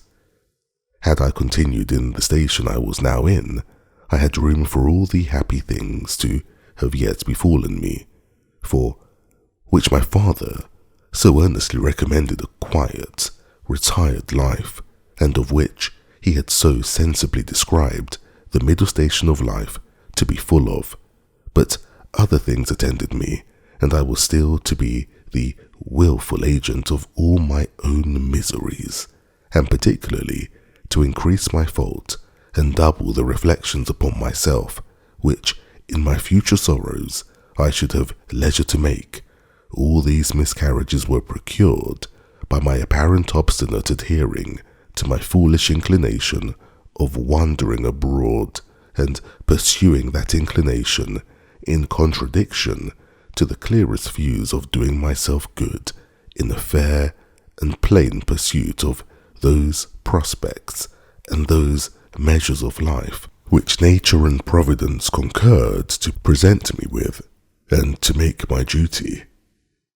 As I had once done thus in my breaking away from my parents, so I could not be content now, but I must go and leave the happy view I had of being rich and a thriving man in my new plantation, only to pursue a rash and immoderate desire of rising faster than the nature of the thing admitted, and thus I cast myself down again into the deepest gulf of human misery that ever man fell into, or perhaps could be consistent with life and the state of health in the world. To come then by the just degrees to the particulars of this part of my story, you may suppose that having now lived almost 4 years in the Brazils and beginning to thrive and prosper very well upon my plantation, I had not only learned the language but had contracted acquaintance and friendship among my fellow planters, as well as among the merchants of St. Salvador, which was our port, and that in my discourse among them I had frequently given them an account of my 2 voyages to the coast of Guinea, the manner of trading with the negroes there, and how easy it was to purchase upon the coast for trifles such as beads, toys, knives, scissors, hatchets, bits of glass, and the like, not only gold dust, guinea grains, elephant's teeth, and so forth, but negroes for the service of the Brazils in great numbers. They listened always very attentively to my discourses on these heads, but especially to that part which related to the buying of negroes, which was a trade at that time, not only not far entered into, but, as far as it was, had been carried on by asientos or permission of the kings of Spain and Portugal, and engrossed in the public stock, so that few negroes were bought, and these excessively dear. It happened, being in company with some merchants and planters of my acquaintance, and talking of those things very earnestly, 3 of them came to me next morning and told me that they had been musing very much upon what I had discoursed with them of the last night, and they came to make a secret proposal to me, and after enjoining me to secrecy, they told me that they had a mind to fit out a ship to go to Guinea, that they had all plantations, as well as I, and were straitened for nothing so much as servants, that as it was a trade that could not be carried on because they could not publicly sell the negroes when they came home, so they desired to make but one voyage, to bring the negroes on shore privately and divide them among their own plantations, and, in a word, the question was whether I would go their supercargo in the ship to manage the trading part upon the coast of Guinea, and they offered me that I should have my equal share of the negroes without providing any part of the stock. This was a fair proposal, it must be confessed, had it been made to anyone that had not had a settlement and a plantation of his own to look after, which was in a fair way of coming to be very considerable, and with a good stock upon it. But for me, that was thus entered and established, and had nothing to do but to go on as I had begun for 3 or 4 years more, and to have sent for the other £100 from England, and who in that time, and with that little addition, could scarce have failed of being worth 3 or 4 £1,000 sterling, and that increasing too. For me to think of such a voyage was the most preposterous thing that ever man in such circumstances could be guilty of. But I, that was born to be my own destroyer, could no more resist the offer than I could restrain my first rambling designs when my father's good counsel was lost upon me. In a word, I told them I would go with all my heart if they would undertake to look after my plantation in my absence, and would dispose of it to such as I should direct, if I miscarried. This they all engaged to do, and entered into writings or covenants to do so, and I made a formal will, disposing of my plantation and effects in case of my death, making the captain of the ship that had saved my life as before my universal heir, but obliging him to dispose of my effects as I had directed in my will, one half of the produce being to himself, and the other to be shipped to England. In short, I took all possible caution to preserve my effects and to keep up my plantation. Had I used half as much prudence to have looked into my own interest and have made a judgment of what I ought to have done and not to have done, I had certainly never gone away from so prosperous an undertaking, leaving all the probable views of a thriving circumstance, and gone upon a voyage to sea, attended with all its common hazards, to say nothing of the reasons I had to expect particular misfortunes to myself. But I was hurried on, and obeyed blindly the dictates of my fancy rather than my reason, and accordingly, the ship being fitted out, and the cargo furnished, and all things done, as by agreement by my partners in the voyage, I went on board in an evil hour, the 1st of September, 1659, being the same day 8 years that I went from my father and mother at Hull, in order to act the rebel to their authority, and the fool to my own interests. Our ship was about 120 tons burden, carried 6 guns and 14 men, besides the master, his boy, and myself. We had on board no large cargo of goods except of such toys as were fit for our trade with the negroes, such as beads, bits of glass, shells, and other trifles, especially little looking-glasses, knives, scissors, hatchets, and the like. The same day I went on board, we set sail, standing away to the northward upon our own coast, with design to stretch over for the African coast when we came about 10 or 12 degrees of northern latitude, which, it seems, was the manner of course in those days. We had very good weather, only excessively hot, all the way upon our own coast, till we came to the height of Cape St. Augustino, from whence, keeping further off at sea, we lost sight of land and steered as if we were bound for the isle Fernando de Noronha, holding our course northeast by north and leaving those isles on the east. In this course we passed the line in about 12 days' time, and were, by our last observation, in 7 degrees 22 minutes northern latitude, when a violent tornado or hurricane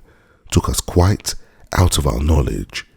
It began from the southeast, came about to the northwest, and then settled in the northeast, from whence it blew in such a terrible manner that for 12 days together we could do nothing but drive, and scuddling away before it, let it carry us whither fate and the fury of the winds directed. And during these 12 days I need not say that I expected every day to be swallowed up, nor indeed did any in the ship expect to save their lives. In this distress we had, besides the terror of the storm, one of our men die of the calenture, and one man and the boy washed overboard. About the 12th day, the weather abating a little, the master made an observation as well as he could, and found that he was in about 11 degrees north latitude, but that he was 22 degrees of longitude difference west from Cape St. Augustino, so that he found he was upon the coast of Guinea, or the north part of Brazil, beyond the river Amazon, toward that of the river Orinoco, commonly called the Great River, and began to consult with me what course he should take, for the ship was leaky and very much disabled, and he was going directly back to the coast of Brazil. I was positively against that, and looking over the charts of the sea coasts of America with him, we concluded there was no inhabited country for us to have recourse to till we came within the circle of the Caribbean islands, and therefore resolved to stand away for Barbados, which, by keeping off at sea, to avoid the indraft of the Bay or Gulf of Mexico, we might easily perform, as we hoped, in about 15 days' sail, whereas we could not possibly make our voyage to the coast of Africa without some assistance both to our ship and to ourselves. With this design, we changed our course and steered away northwest by west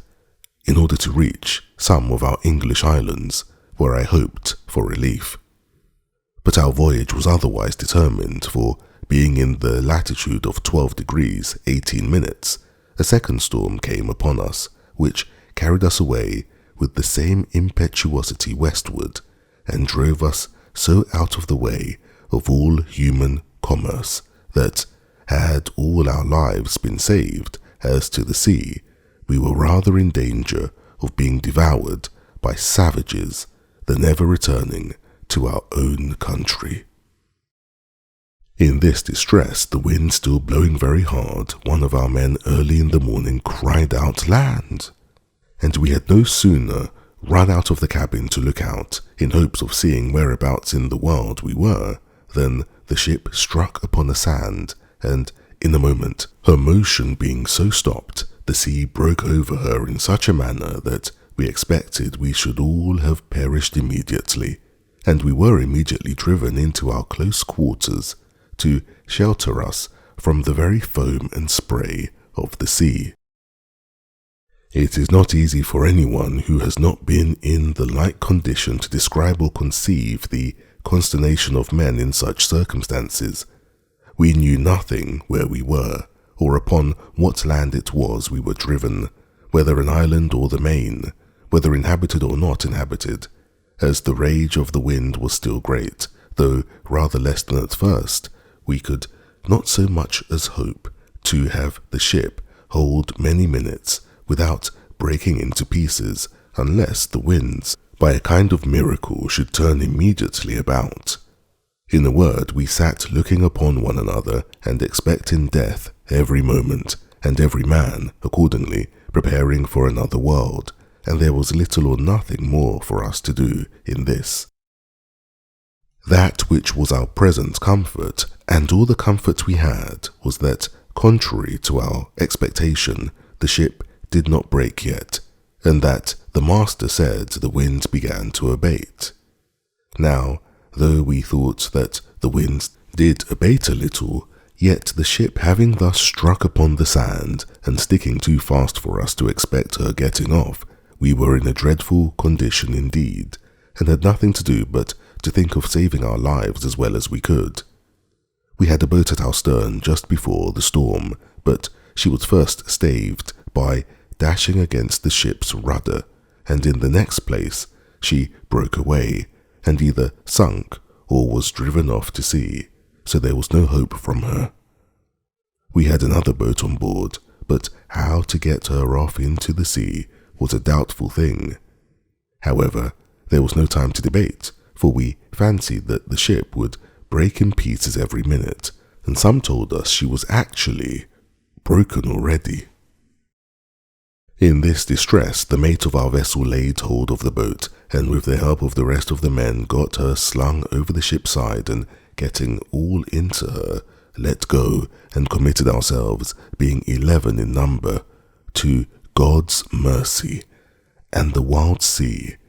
For though the storm was abated considerably, yet the sea ran dreadfully high upon the shore, and might be well called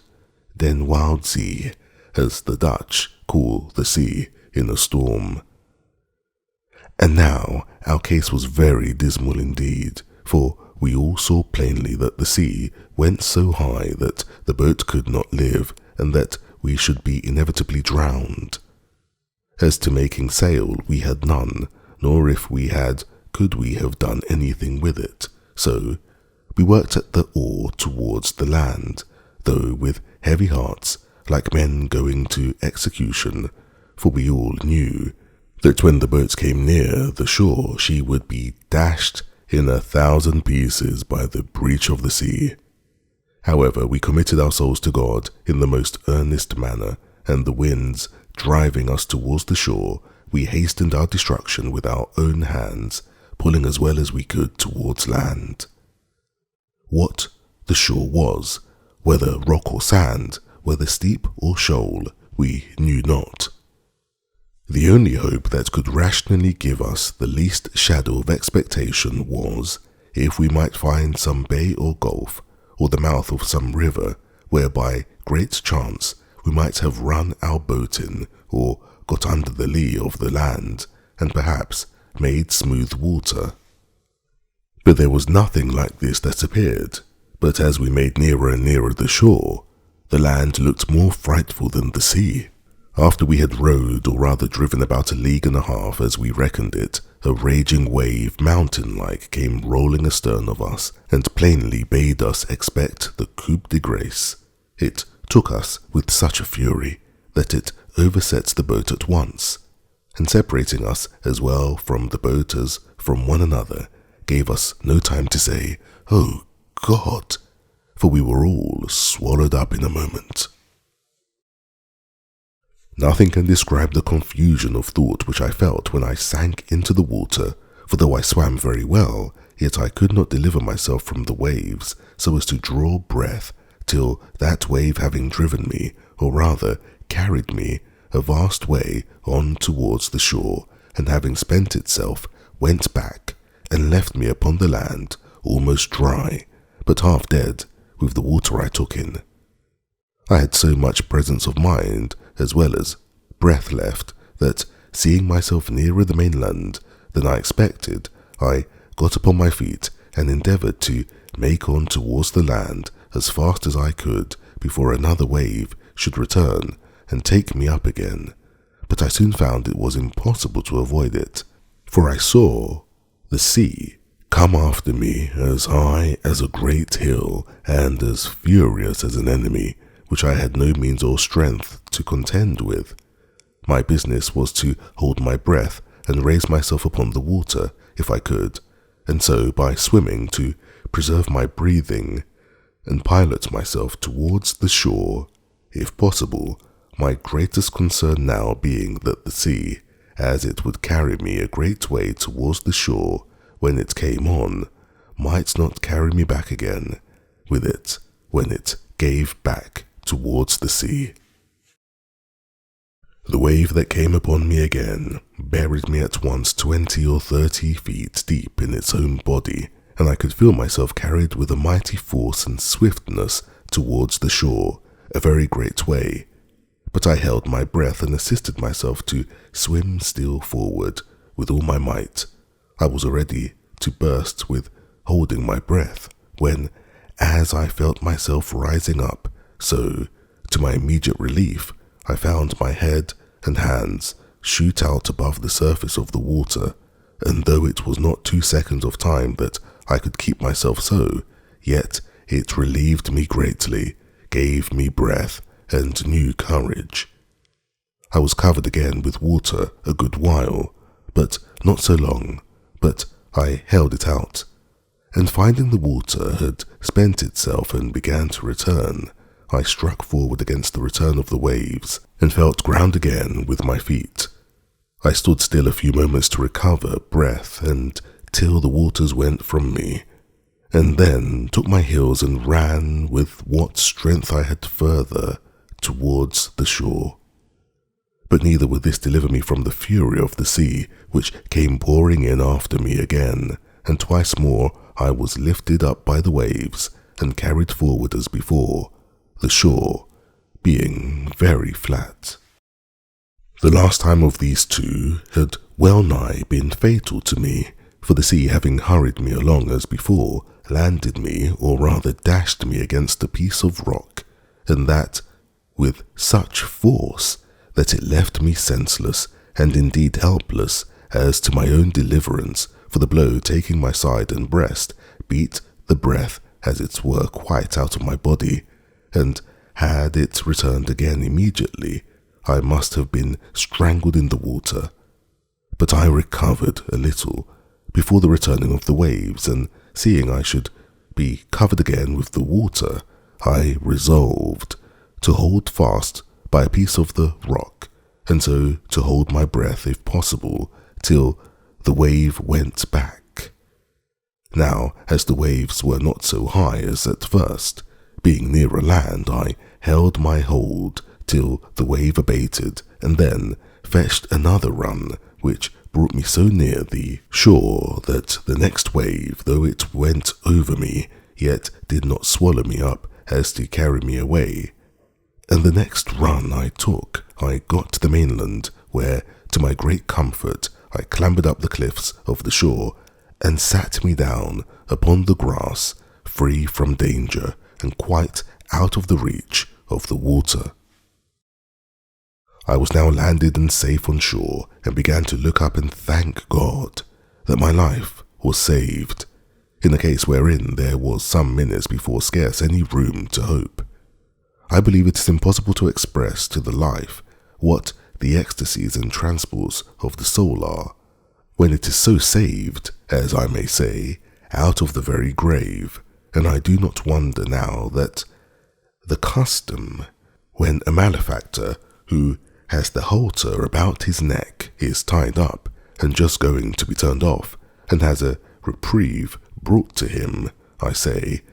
I do not wonder that they bring a surgeon with it to let him blood that very moment they tell him of it, that the surprise may not drive the animal spirits from the heart and overwhelm him.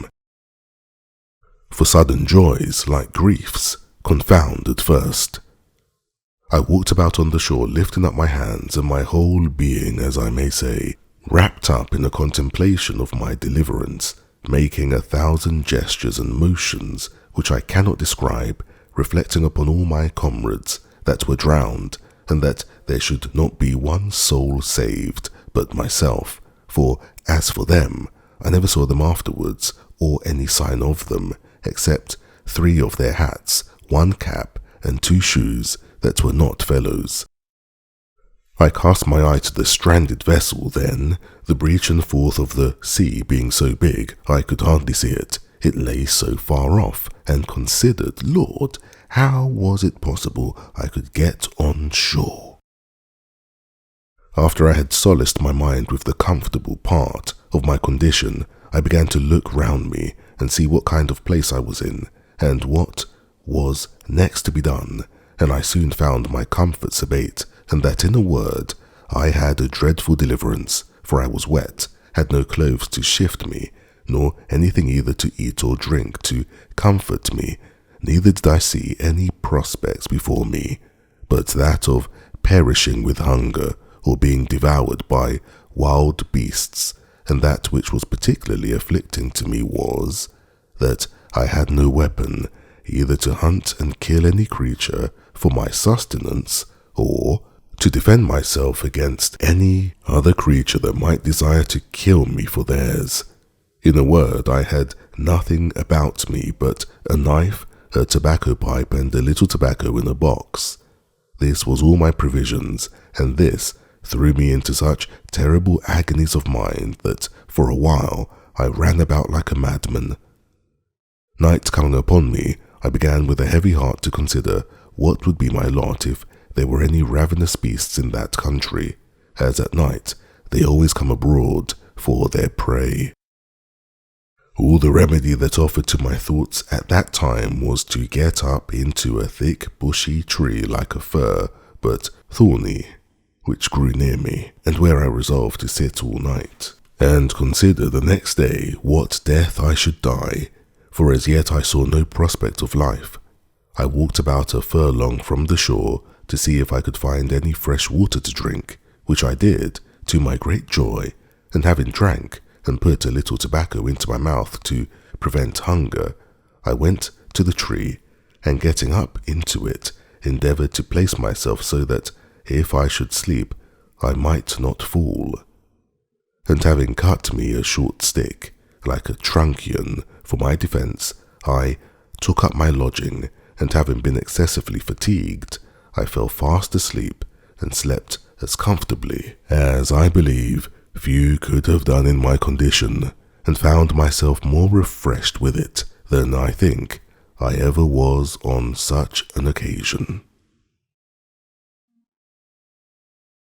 Chapter 4. First Weeks on the Island. When I waked, it was broad day. The weather was clear, and the storm abated, so that the sea did not rage and swell as before. But that which surprised me most was that the ship was lifted off in the night from the sand where she lay by the swelling of the tide, and was driven up almost as far as the rock which I had at first mentioned, where I had been so bruised by the wave dashing me against it. This being within about a mile from the shore where I was, and the ship seeming to stand upright still, I wished myself on board, that at least I might save some necessary things for my use. When I came down from my apartment in the tree, I looked about me again, and the first thing I found was the boat, which lay as the wind and the sea had tossed her up upon the land about 2 miles on my right hand. I walked as far as I could upon the shore to have got to her, but found a neck or inlet of water between me and the boat, which was about half a mile broad. So I came back for the present, being more intent upon getting at the ship, where I hoped to find something for my present subsistence. A little after noon I found the sea very calm, and the tide ebbed so far out that I could come within 1/4 of a mile of the ship, and here I found a fresh renewing of my grief, for I saw evidently that if we had kept on board we had been all safe, that is to say, we had all got safe on shore, and I had not been so miserable as to be left entirely destitute of all comfort and company as I was now. This forced tears to my eyes again, but as there was little relief in that, I resolved, if possible, to get to the ship, so I pulled off my clothes, for the weather was hot to extremity, and took the water. But when I came to the ship, my difficulty was still greater to know how to get on board, for as she lay aground and high out of the water, there was nothing within my reach to lay hold of. I swam round her twice, and the second time I spied a small piece of rope, which I wondered I did not see at first, hung down by the forechain so low as that with great difficulty I got hold of it, and by the help of that rope I got up into the forecastle of the ship. Here I found that the ship was bulged and had a great deal of water in her hold, but that she lay so on the side of a bank of hard sand, or rather earth, that her stern lay lifted up upon the bank, and her head low, almost to the water. By this means all her quarter was free, and all that was in that part was dry. For you may be sure my first work was to search, and to see what was spoiled and what was free. At first I found that all the ship's provisions were dry and untouched by the water, and being very well disposed to eat, I went to the bread room and filled my pockets with biscuit, and ate it as I went about other things, for I had no time to lose. I also found some rum in the great cabin, of which I took a large dram, and which I had, indeed, need enough to spirit me for what was before me. Now I wanted nothing but a boat to furnish myself with many things which I foresaw would be very necessary to me. It was in vain to sit still and wish for what was not to be had, and this extremity roused my application. We had several spare yards and 2 or 3 large spars of wood, and a spare topmast and 2 in the ship. I resolved to fall to work with these, and I flung as many of them overboard as I could manage, for their weight, trying every one with a rope, that they might not drive away. When this was done, I went down the ship's side, and pulling them to me, I tied 4 of them together at both ends as well as I could, in the form of a raft, and laying 2 or 3 short pieces of plank upon them crossways, I found I could walk upon it very well, but that it was not able to bear any great weight, the pieces being too light. So I went to work, and with a carpenter's saw I cut a spare topmast into 3 lengths and added them to my raft with a great deal of labour and pains. But the hope of furnishing myself with necessaries encouraged me to go beyond what I should have been able to have done upon another occasion. My raft was now strong enough to bear any reasonable weight. My next care was what to load it with, and how to preserve what I laid upon it from the surf of the sea. But I was not long considering this. I first laid all the planks or boards upon it that I could get, and having considered well what I most wanted, I got 3 of the seamen's chests, which I had broken open and emptied, and lowered them down upon my raft. The first of these I filled with provisions, namely bread, rice, 3 Dutch cheeses, 5 pieces of dried goat's flesh, which we lived much upon, and a little remainder of European corn, which had been laid by for some fowls which we brought to sea with us, but the fowls were killed. There had been some barley and wheat together, but to my great disappointment, I found afterwards that the rats had eaten or spoiled it all. As for liquors, I found several cases of bottles belonging to our skipper, in which were some cordial waters, and in all about 5 or 6 gallons of rack. These I stowed by themselves, there being no need to put them into the chest, nor any room for them. While I was doing this, I found the tide begin to flow, though very calm, and I had a mortification to see my coat, shirt, and waistcoat, which I had left on the shore upon the sand, swim away. As for my breeches, which were only linen and open-kneed, I swam on board in them, and my stockings. However, this set me on rummaging for clothes, of which I found enough, but took no more than I wanted for present use, for I had other things which my eye was more upon, as first tools to work with on shore, and it was after long searching that I found out the carpenter's chest, which was indeed a very useful prize to me, and much more valuable than a shipload of gold would have been at that time. I got it down to my raft, whole as it was, without losing time to look into it, for I knew in general what it contained. My next care was for some ammunition and arms. There were 2 very good fowling pieces in the great cabin, and 2 pistols. These I secured first, with some powder horns, and a small bag of shot, and 2 old rusty swords. I knew there were 3 barrels of powder in the ship, but knew not where our gunner had stowed them. But with much search I found them, 2 of them dry and good, the 3rd had taken water. Those 2 I got to my raft with the arms, and now I thought myself pretty well freighted, and began to think how I should get to shore with them, having neither sail, oar, nor rudder, and the least capful of wind would have overset all my navigation. I had 3 encouragements. First, a smooth, calm sea. Secondly, the tide rising and setting into the shore. Thirdly, what little wind there was blew me towards the land, and thus, having found 2 or 3 broken oars belonging to the boat, and, besides the tools which were in the chest,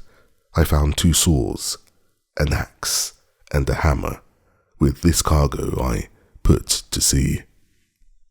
For a mile or thereabouts my raft went very well, only that I found it drive a little distant from the place where I had landed before, by which I perceived that there was some indraft of water, and consequently I hoped to find some creek or river there which I might make use of as a port to get to land with my cargo. As I imagined, so it was.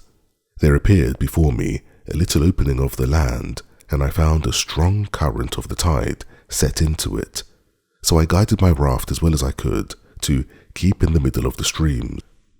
But here I had like to have suffered a second shipwreck, which, if I had, I think verily would have broken my heart, for, knowing nothing of the coast, my raft ran aground at one end of it upon a shoal, and not being aground at the other end, it wanted but a little that all my cargo had slipped off toward the end that was afloat,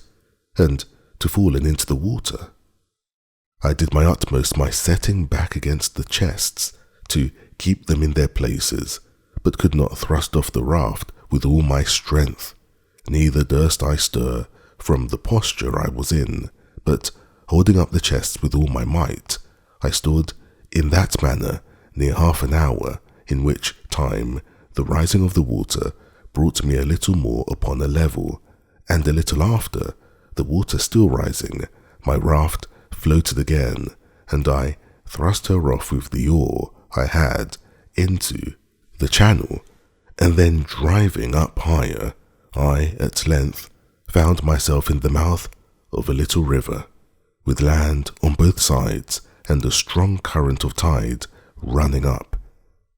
I looked on both sides for a proper place to get to shore, for I was not willing to be driven too high up the river, hoping in time to see some ships at sea, and therefore resolved to place myself as near the coast as I could.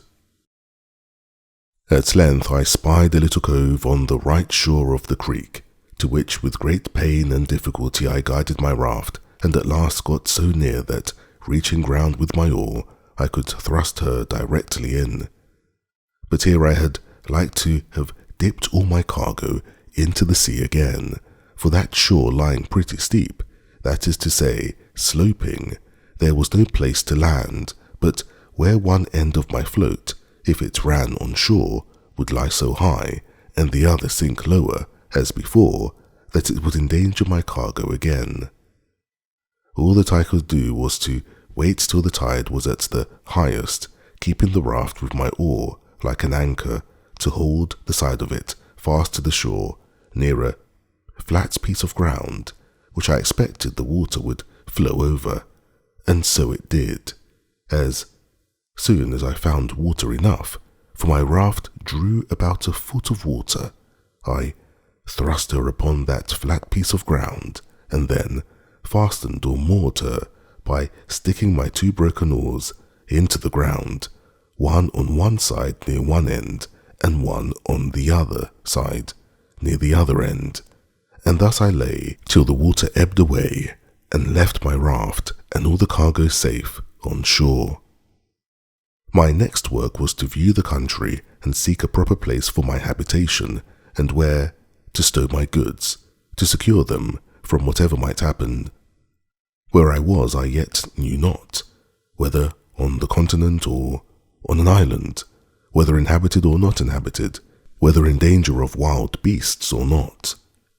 There was a hill not above a mile from me, which rose up very steep and high, and which seemed to overtop some other hills, which lay as in a ridge from it northward.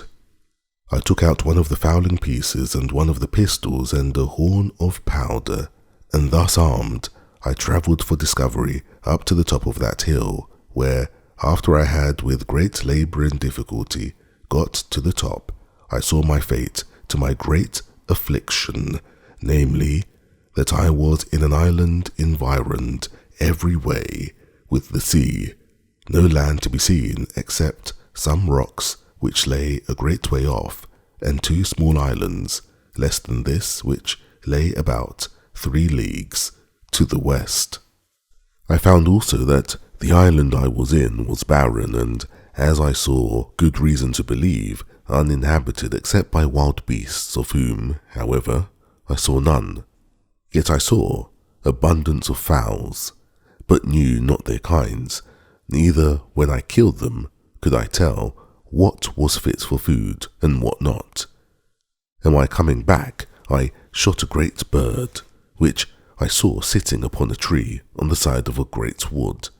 I believe it was the first gun that had been fired there since the creation of the world.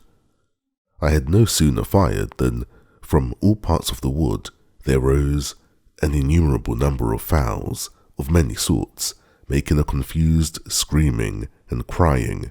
and every one according to his usual notes, but not one of them of any kind that I knew. As for the creature I killed, I took it to be the kind of hawk, its colour and beak resembling it, but it had no talons or claws more than common. Its flesh was carrion and fit for nothing. Contented with this discovery, I came back to my raft and fell to work to bring my cargo on shore, which took me up the rest of the day.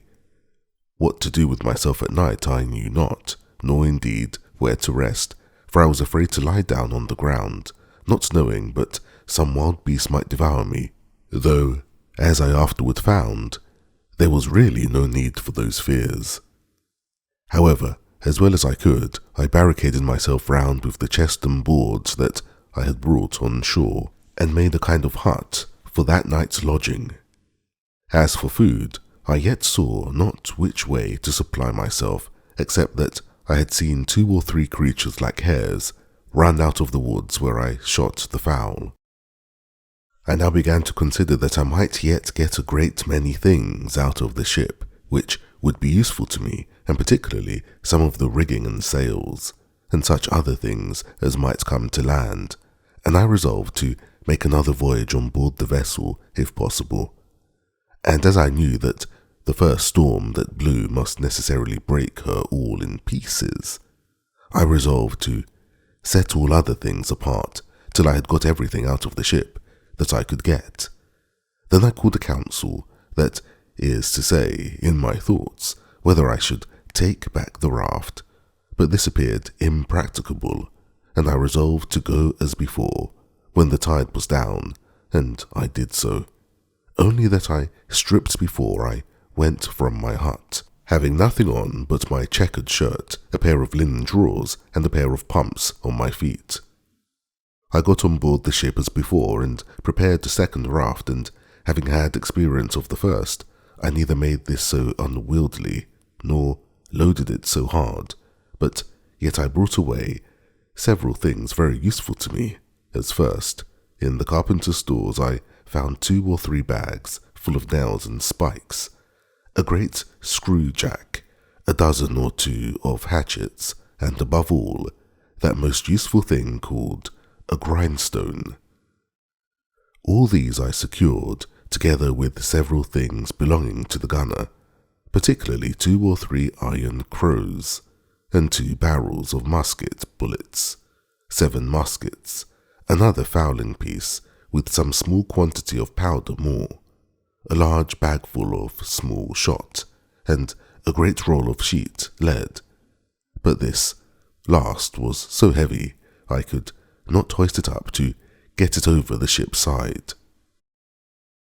Besides these things, I took all the men's clothes that I could find, and a spare foretopsail, a hammock, and some bedding, and with this I loaded my second raft, and brought them all safe on shore, to my very great comfort. I was under some apprehension during my absence from the land, that at least my provisions might be devoured on shore, but when I came back I found no sign of any visitor, only there sat a creature like a wild cat upon one of the chests, which, when I came towards it, ran away a little distance, and then stood still. She sat very composed and unconcerned, and looked full in my face as if she had a mind to be acquainted with me. I presented my gun at her, but as she did not understand it, she was perfectly unconcerned at it, and nor did she offer to stir away, upon which I tossed her a bit of biscuit, though by the way I was not very free of it, for my store was not great. However, I spared her a bit, I say, and she went to it, smelt at it, and ate it, and looked as if pleased for more, but I thanked her, and could spare no more, so she marched off. Having got my second cargo on shore, though I was fain to open the barrels of powder, and bring them by parcels, for they were too heavy, being large casks, I went to work to make me a little tent, and the sail and some poles, which I cut for that purpose, and into this tent I brought everything that I knew would spoil either with rain or sun, and I piled all the empty chests and casks up in a circle round the tent to fortify it from any sudden attempt, either from man or beast. When I had done this, I blocked up the door of the tent with some boards within, and an empty chest set up on end without, and spreading one of the beds upon the ground, laying my 2 pistols just at my head and my gun at length by me, I went to bed for the first time, and slept very quietly all night, for I was very weary and heavy, for the night before I had slept little, and had laboured very hard all day to fetch all those things from the ship, and to get them on shore. I had the biggest magazine of all kinds now that ever was laid up, I believe, for one man. But I was not satisfied still, for while the ship sat upright in that posture, I thought I ought to get everything out of her that I could. So every day at low water I went on board, and brought away something or other, but particularly the third time I went I brought away as much of the rigging as I could, as also all the small ropes and rope twine I could get, with a piece of spare canvas, which was to mend the sails upon occasion, and the barrel of wet gunpowder. In a word, I brought away all the sails, first and last, only that I was fain to cut them in pieces, and bring as much at a time as I could, for they were no more useful to be sails, but as mere canvas only. But that which comforted me still was, that last of all, after I had made 5 or 6 such voyages as these, and thought I had nothing more to expect from the ship that was worth my meddling with, I say, after all this, I found a great hogshead of bread, 3 large runlets of rum, or spirits, a box of sugar, and a barrel of fine flour. This was surprising to me because I had given over expecting any more provisions except what was spoiled by the water. I soon emptied the hogshead of the bread and wrapped it up, parcel by parcel, in pieces of the sails, which I cut out, and, in a word, I got all this safe on shore also. The next day I made another voyage, and now, having plundered the ship of what was portable and fit to hand out, I began with the cables. Cutting the great cable into pieces, such as I could move, I got 2 cables and a hawser on shore,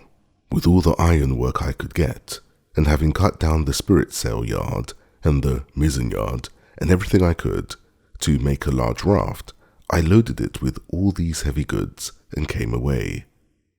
But my good luck began now to leave me, for this raft was so unwieldy and so overladen that after I had entered the little cove where I had landed the rest of my goods, not being able to guide it so handily as I did the other, it overset and threw me and all my cargo into the water.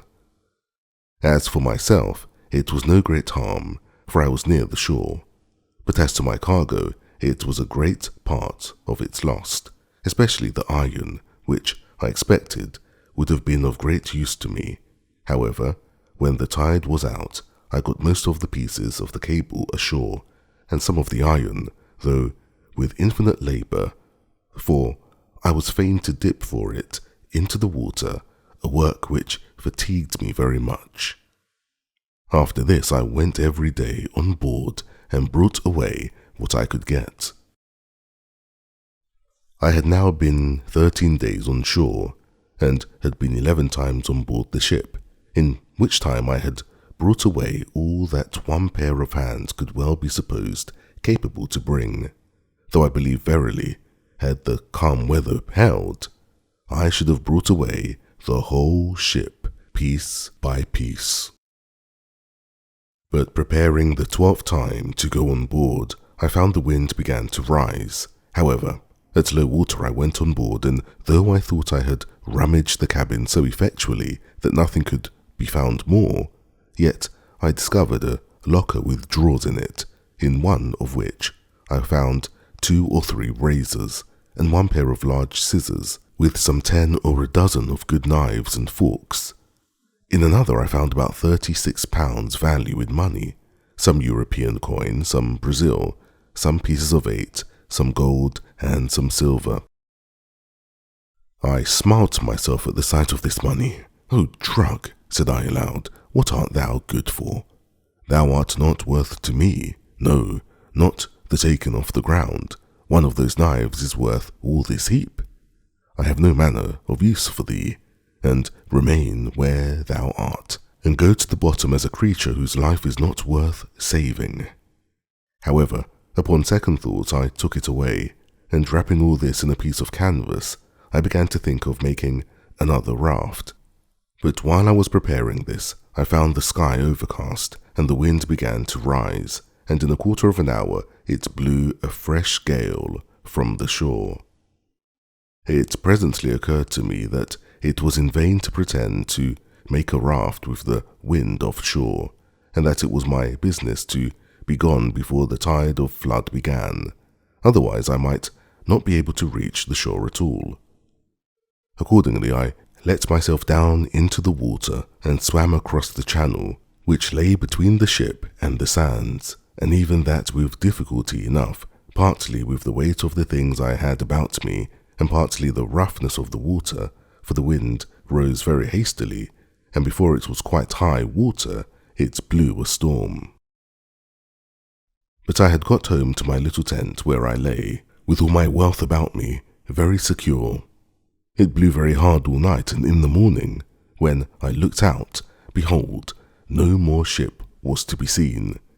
I was a little surprised, but recovered myself with the satisfactory reflection that I had lost no time, nor abated any diligence to get everything out of her that could be useful to me, and that, indeed, there was little left in her that I was able to bring away if I had had more time. I now gave over any more thoughts of the ship, or of anything out of her, except what might drive on shore from her wreck, as, indeed, divers pieces of her afterwards did, but those things were of small use to me. My thoughts were now wholly employed about securing myself against either savages, if any should appear, or wild beasts, if any were in the island, and I had many thoughts of the method how to do this, and what kind of dwelling to make, whether I should make me a cave in the earth, or a tent upon the earth, and in short, I reserved upon both the manner and description of which it may not be improper to give an account of. I soon found the place I was in was not fit for my settlement because it was upon a low moorish ground near the sea, and I believed it would not be wholesome, and more particularly because there was no fresh water near it. So I resolved to find a more healthy and convenient spot of ground. I consulted several things in my situation which I found would be proper for me. First, health and fresh water, I just now mentioned. Secondly, shelter from the heat of the sun. Thirdly, security from ravenous creatures, whether man or beast. Fourthly, a view to the sea, that if God sent any ship in sight, I might not lose any advantage for my deliverance, of which I was not willing to banish all my expectation yet. In search of a place proper for this, I found a little plain on the side of a rising hill, whose front towards this little plain was steep as a house side, so that nothing could come down upon me from the top. On the one side of the rock there was a hollow place, worn a little way in, like the entrance or door of a cave, but there was not really any cave or way into the rock at all. On the flat of the green, just before this hollow place, I resolved to pitch my tent. This plain was not above 100 years broad, and about twice as long, and lay like a green before my door, and at the end of it descended irregularly every way down into a low ground by the seaside. This was on the northwest side of the hill, so that it was sheltered from the heat every day, till it came to the west and by the south sun, or thereabouts, which in those countries is near the setting. Before I set up my tent, I drew a half circle before the hollow place, which took in about 10 yards in its semi-diameter from the rock, and 20 yards in its diameter from its beginning and ending. In this half circle I pitched 2 rows of strong stakes, driving them into the ground till they stood very firm like piles, the biggest end being out of the ground above 5 feet and a half, and sharpened on the top. The 2 rows did not stand above 6 inches from one another. Then I took the pieces of cable which I had cut in the ship and laid them in rows, one upon another, within the circle between these 2 rows of stakes, up to the top, placing other stakes in the inside, leaning against them, about 2 feet and a half high, like a spur to a post. And this fence was so strong that neither man nor beast could get into it or over it. This cost me a great deal of time and labour, especially to cut the piles in the woods, bring them to the place, and drive them into the earth. The entrance into this place I made to be not by a door, but by a short ladder to go over the top, which ladder, when I was in, I lifted over after me, and so I was completely fenced in and fortified, as I thought, from all the world, and consequently slept secure in the night, which otherwise I could not have done, though, as it appears afterwards, there was no need of all this caution from the enemies that I apprehended danger from. Into this fence or fortress, with infinite labour, I carried all my riches, all my provisions, ammunition, and stores, of which you have the account above, and I made a large tent, which to preserve me from the rains that in one part of the year are very violent there, I made double, one smaller tent within, and one larger tent above it, and covered the uppermost with a large tarpaulin,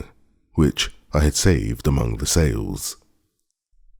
And now I lay no more for a while in the bed which I had brought on shore, but in a hammock, which was indeed a very good one, and belonged to a mate of the ship. Into this tent I brought all my provisions and everything that would spoil by the wet, and having thus enclosed all my goods, I made up the entrance, which till now I had left open, and so passed and repassed, as I said, by a short ladder. When I had done this, I began to work my way into the rock, and bringing all the earth and stones that I dug down out through my tent, I laid them up within my fence, in the nature of a terrace, so that it raised the ground within about 1.5 feet, and thus I made a cave just behind my tent, which served me like a cellar to my house. It cost me much labour and many days before all these things were brought to perfection, and therefore I must go back to some other things which took up some of my thoughts.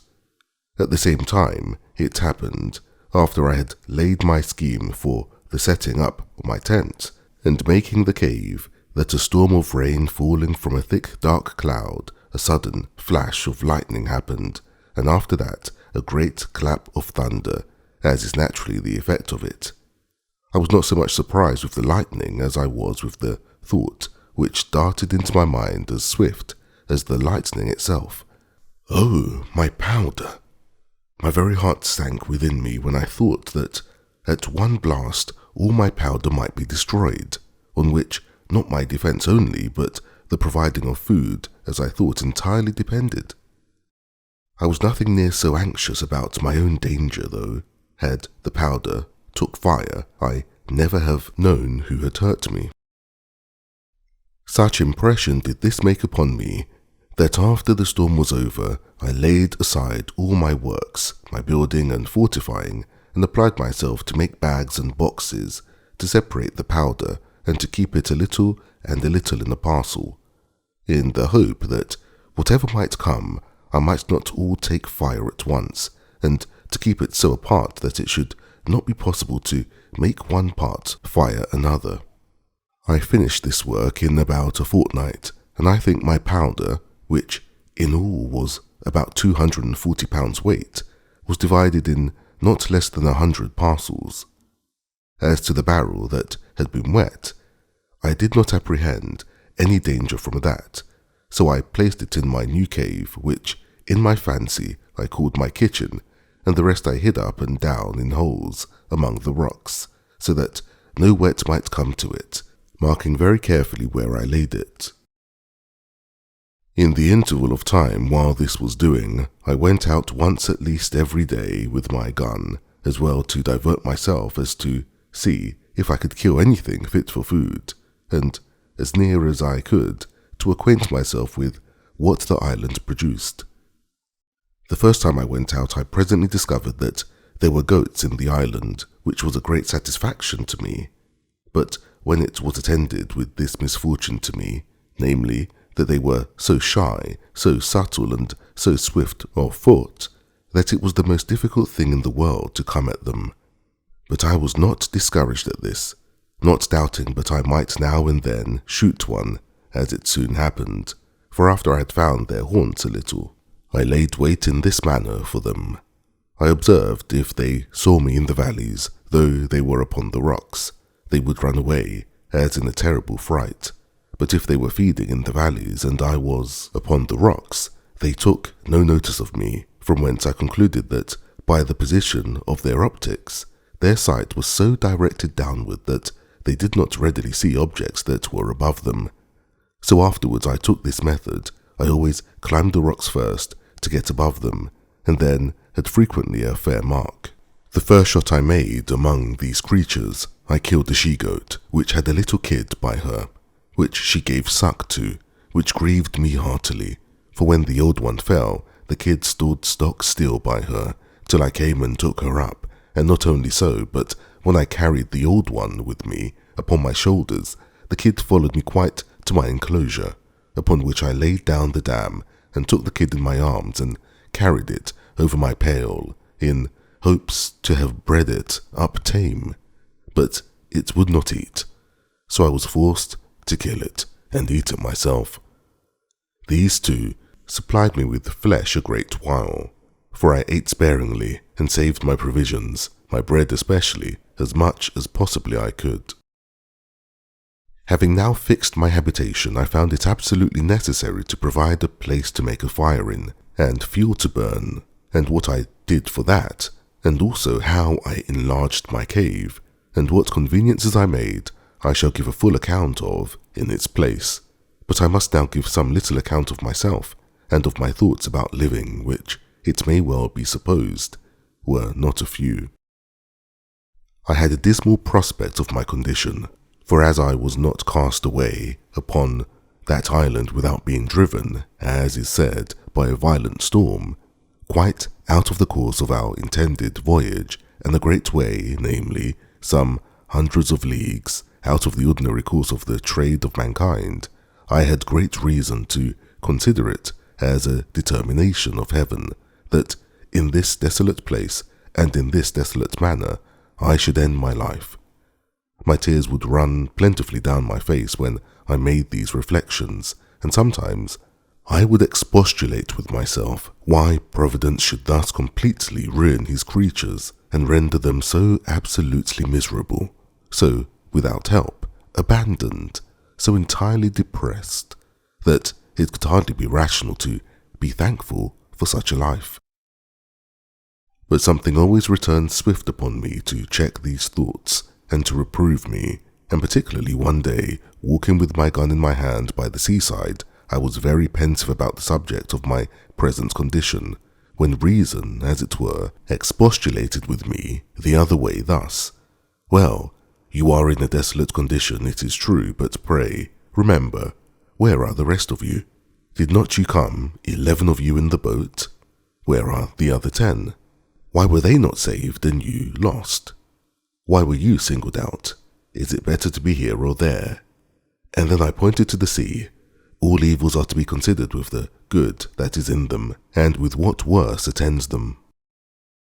Then it occurred to me again how well I was furnished for my subsistence, and what would have been my case if it had not happened, which was 100,000 to 1, that the ship floated from the place where she first struck, and was driven so near to the shore that I had time to get all these things out of her. What would have been my case if I had been forced to have lived in the condition in which I at first came on shore, without necessaries of life, or necessaries to supply and procure them? Particularly, said I aloud to myself, what should I have done without a gun, without ammunition, without any tools to make anything or to work with, without clothes, bedding, a tent, or any manner of covering?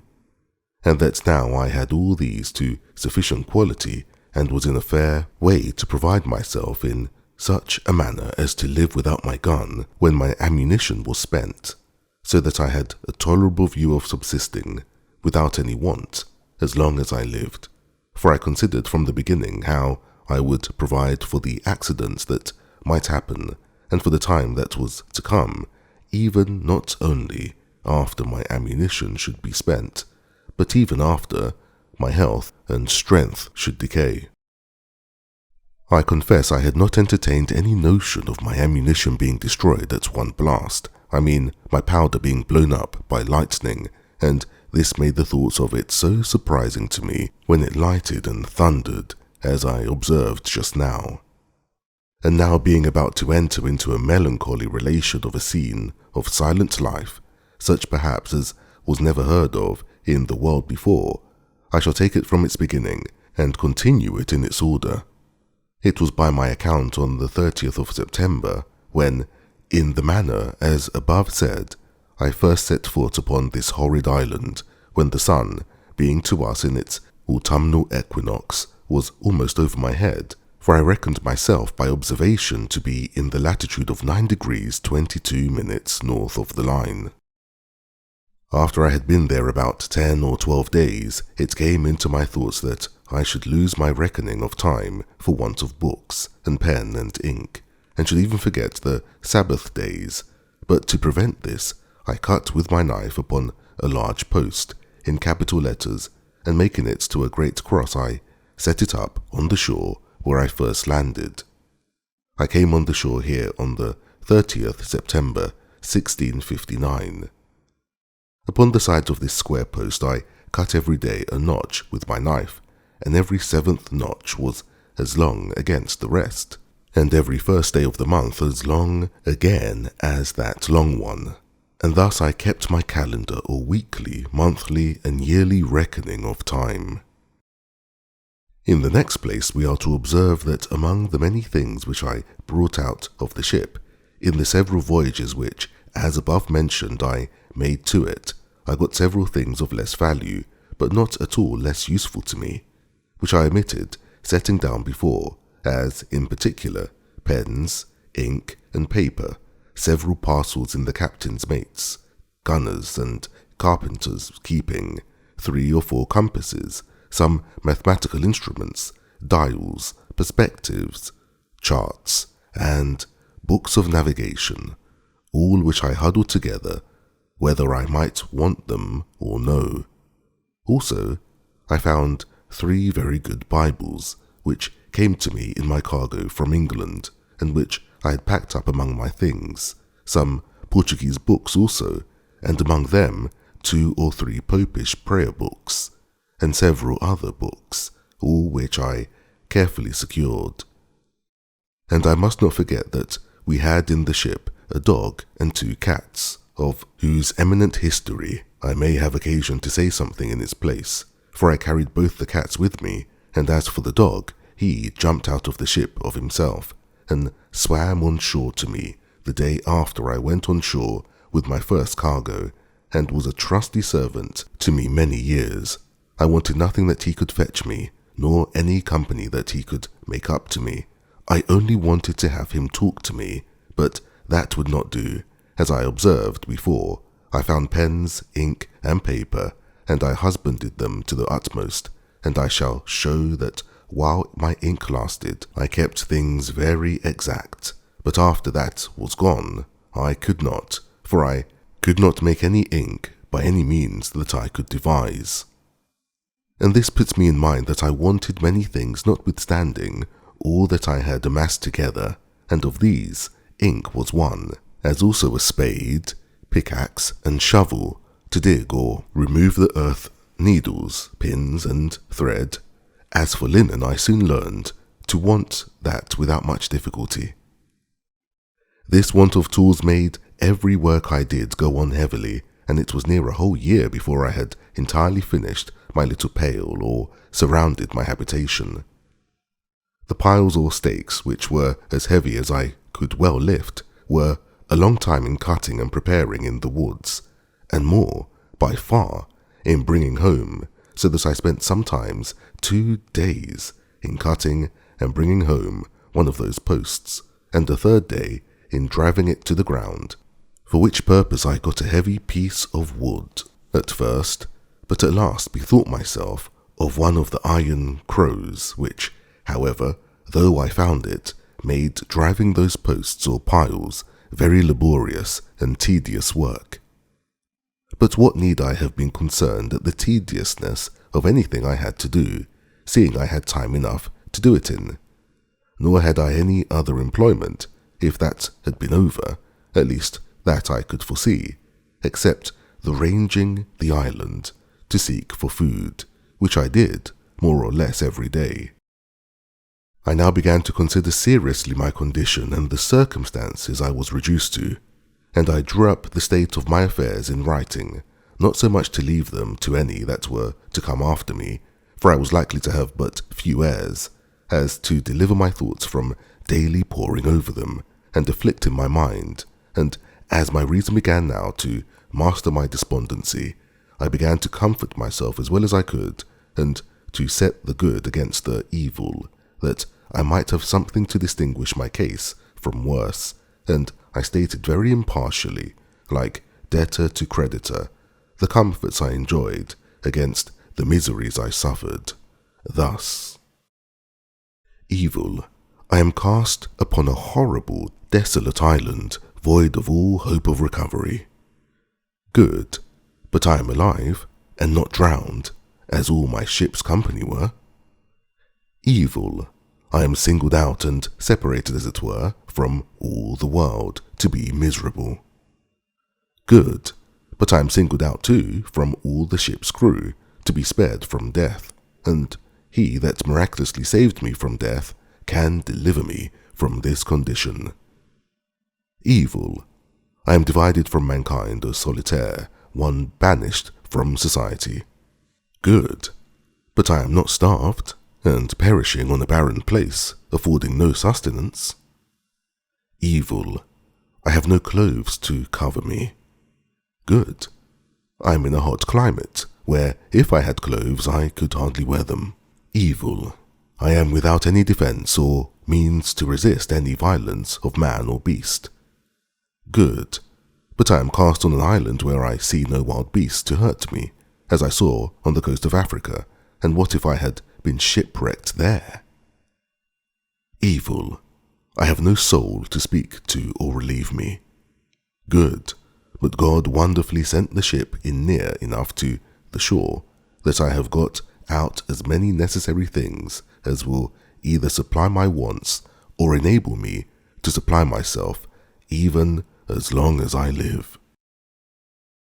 Upon the whole, here was an undoubted testimony that there were scarce any condition in the world so miserable, but there was something negative or something positive to be thankful for in it, and let this stand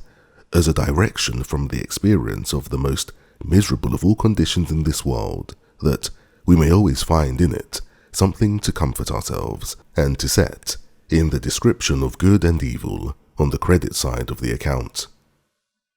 Having now brought my mind a little to relish my condition, and given over looking out to see if I could spy a ship, I say, giving over these things, I began to apply myself to arrange my way of living, and to make things as easy to me as I could.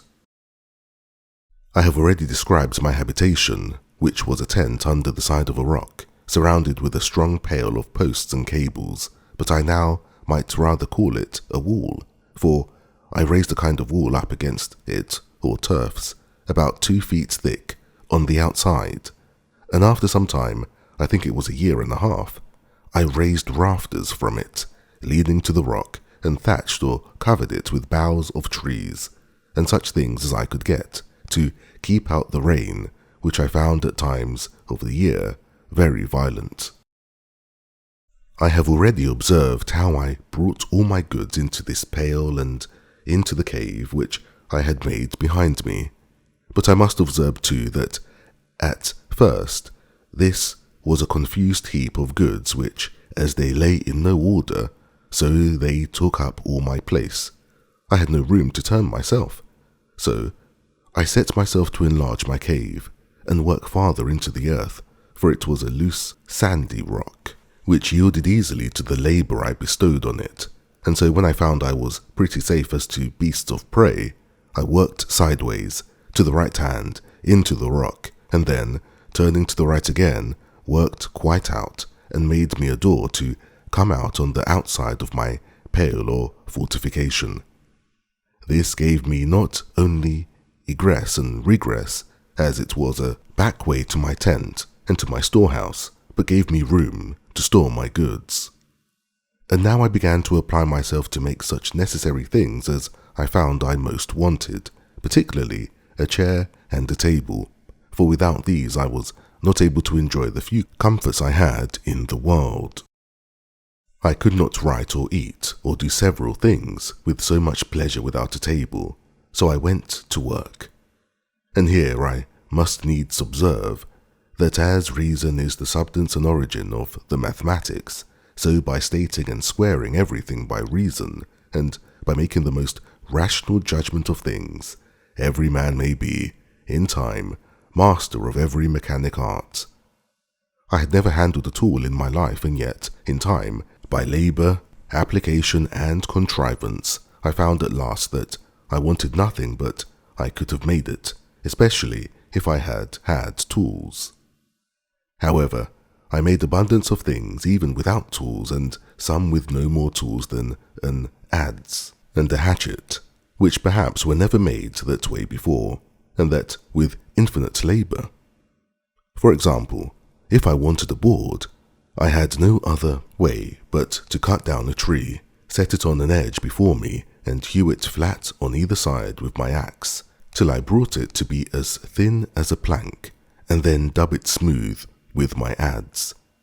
It is true, by this method I could make but one board out of a whole tree, but this I had no remedy for but patience, any more than I had for the prodigious deal of time and labour which it took me to make a plank or board. But my time or labour was little worth, and so it was as well employed one way as another. However, I made a table and a chair, as I observed above, in the first place, and this I did out of the short pieces of boards that I brought on my raft from the ship. But when I had wrought out some boards as above, I made large shelves, of the breadth of 1.5 feet, one over another, all along one side of my cave, to lay all my tools, nails, and ironwork on, and in a word, to separate everything at large into their places, that I might come easily at them. I knocked pieces into the wall of the rock to hang my guns and all things that would hang up, so that, had my cave been to be seen, it looked like a general magazine of all necessary things, and had everything so ready at my hand that it was a great pleasure to me to see all my goods in such order, and especially to find my stock of all necessaries so great. And now it was that I began to keep a journal of every day's employment, for indeed, at first, I was in too much hurry, and not only hurry as to labour, but in too much discomposure of mind, and my journal would have been full of many dull things. For example, I must have said thus: 30th,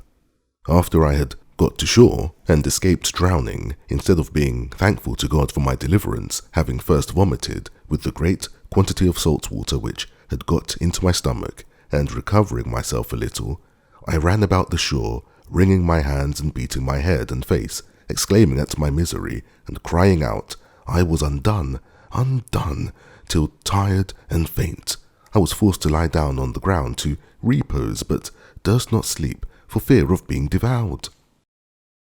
Some days after this, and after I had been on board the ship and got all that I could out of her, Yet I could not forbear getting up to the top of a little mountain and looking out to sea, in hopes of seeing a ship. Then, fancy, at a vast distance I spied a sail. Pleased myself with the hopes of it, and then, after looking steadily, till I was almost blind, lose it quite, and sit down and weep like a child, and thus increase my misery by my folly. But having gotten over these things in some measure, and having settled my household staff and habitation, made me a table and a chair, and all as handsome about me as I could, I began to keep my journal, of which I shall here give you a copy, though in it will be told all these particulars over again, as long as it lasted, for, having no more ink, I was forced to leave it off. Chapter 5. Builds a House. The Journal.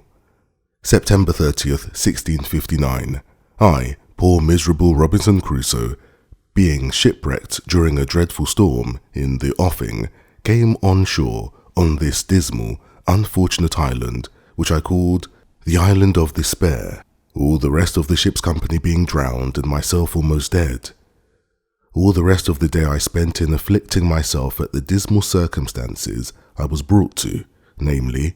I had neither food, house, clothes, weapon, nor place to fly to, and in despair of any relief, saw nothing but death before me, either that I should be devoured by wild beasts, murdered by savages, or starve to death for want of food. At the approach of night I slept in a tree, for fear of wild creatures, but slept soundly, though it rained all night.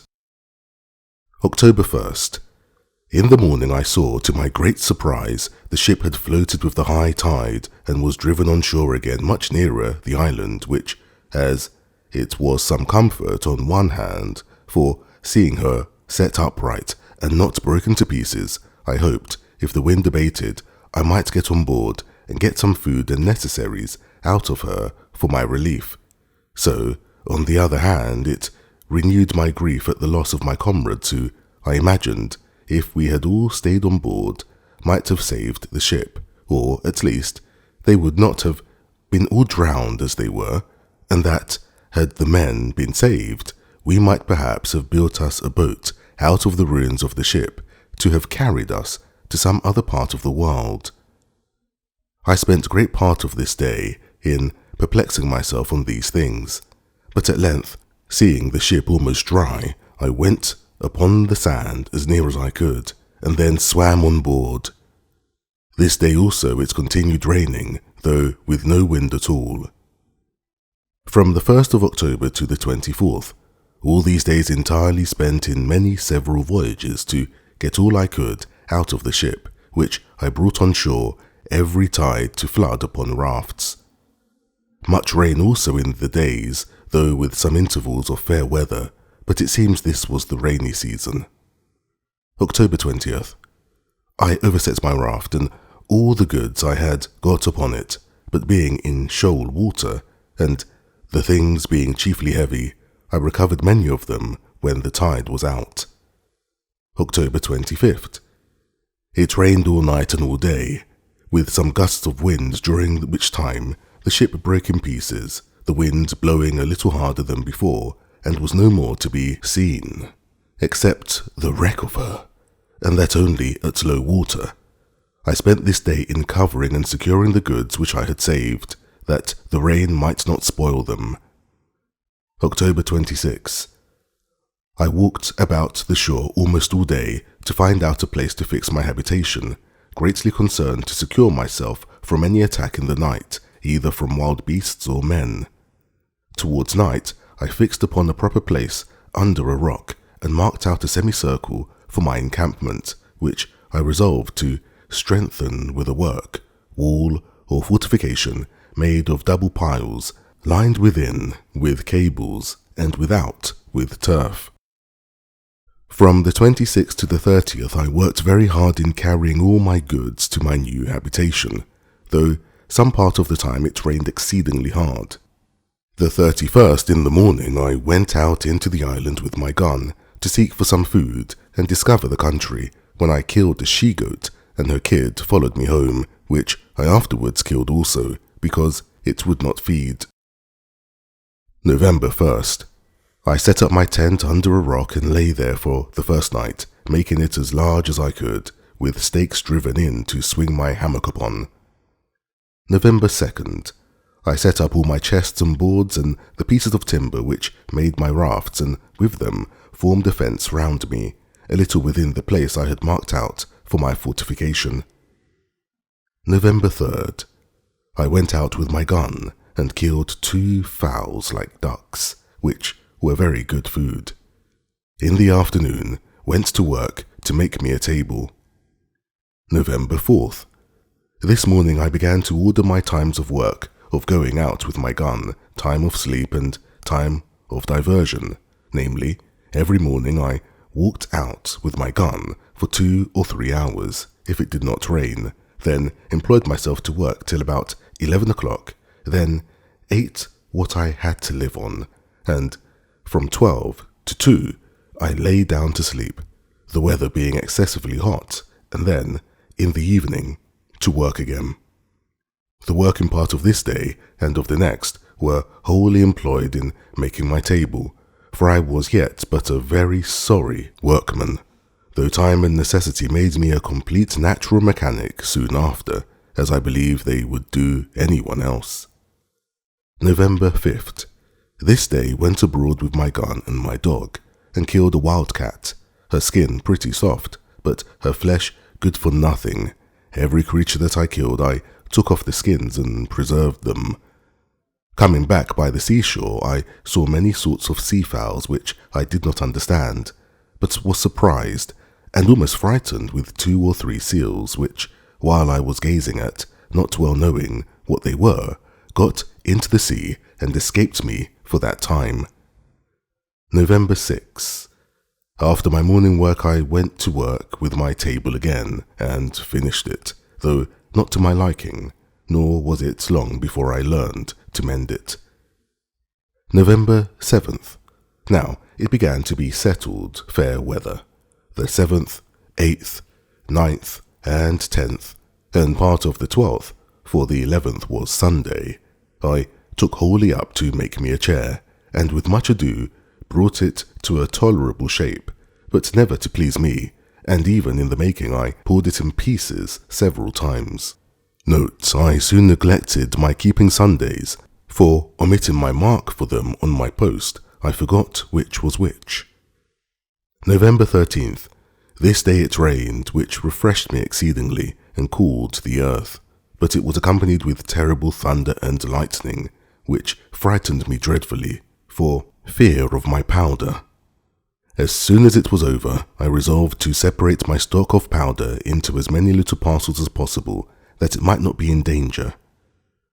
November 14th, 15th, and 16th. These 3 days I spent in making little square chests, or boxes, which might hold about £1 or £2 at most of powder, and so, putting the powder in, I stowed it in places as secure and remote from one another as possible. On one of these 3 days I killed a large bird that was good to eat, but I knew not what to call it. November 17th. This day I began to dig behind my tent into the rock to make room for my further conveniency. Note, 3 things I wanted exceedingly for this work, namely, a pickaxe, a shovel, and a wheelbarrow or basket. So I desisted from my work, and began to consider how to supply that want, and make me some tools. As for the pickaxe, I made use of the iron crows, which were proper enough, though heavy, but the next thing was a shovel or spade.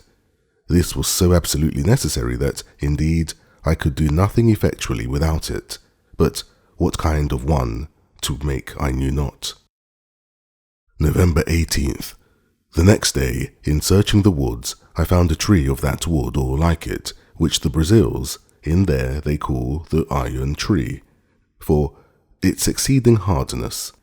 Of this, with great labour and almost spoiling my axe, I cut a piece and brought it home too, with difficulty enough, for it was exceedingly heavy. The excessive hardness of the wood, and my having no other way, made me a long while upon this machine, for I worked it effectually by little and little into the form of a shovel or spade, the handle exactly shaped like ours in England, only that the board part having no iron shod upon it at bottom. It would not last me so long. However, it served well enough for the uses which I had occasion to put it to, but never was a shovel, I believe, made after that fashion, or so long in making. I was still deficient, for I wanted a basket or a wheelbarrow. A basket I could not make by any means, having no such things as twigs that would bend to make wickerware, at least, none yet found out, and as to a wheelbarrow, I fancied I could make all but the wheel, but that I had no notion of, neither did I know how to go about it.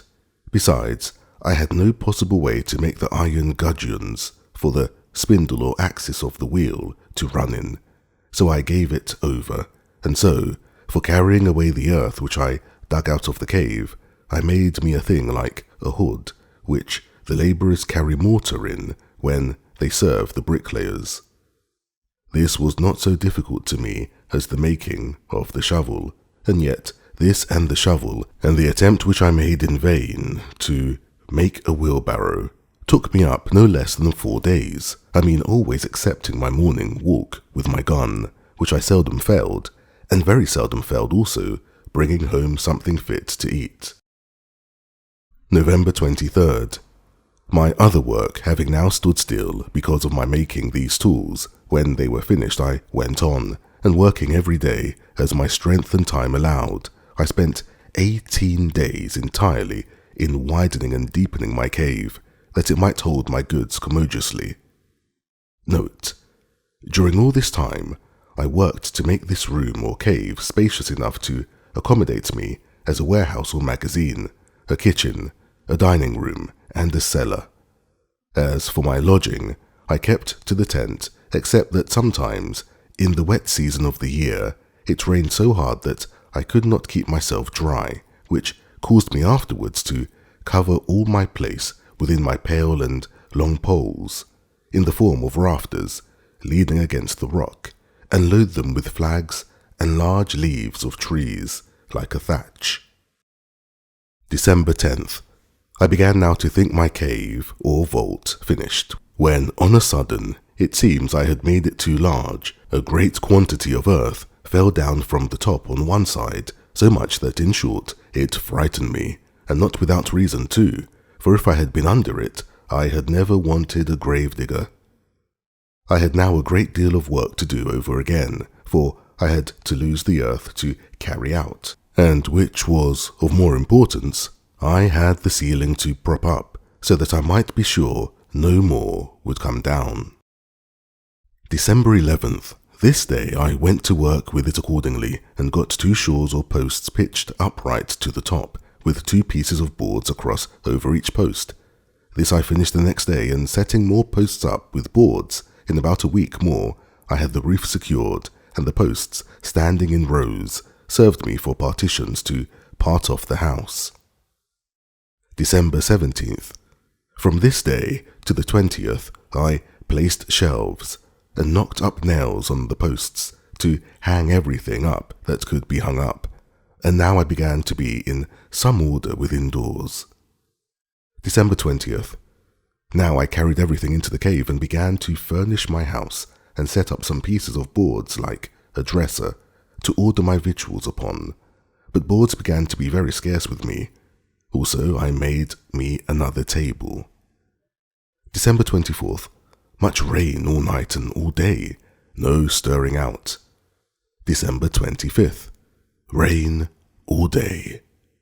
December 26th. No rain, and the earth much cooler than before, and pleasanter. December 27th. Killed a young goat, and lamed another, so that I caught it and led it home in a string. When I had it at home, I bound and splintered up its legs, which was broke. Note: I took such care of it that it lived,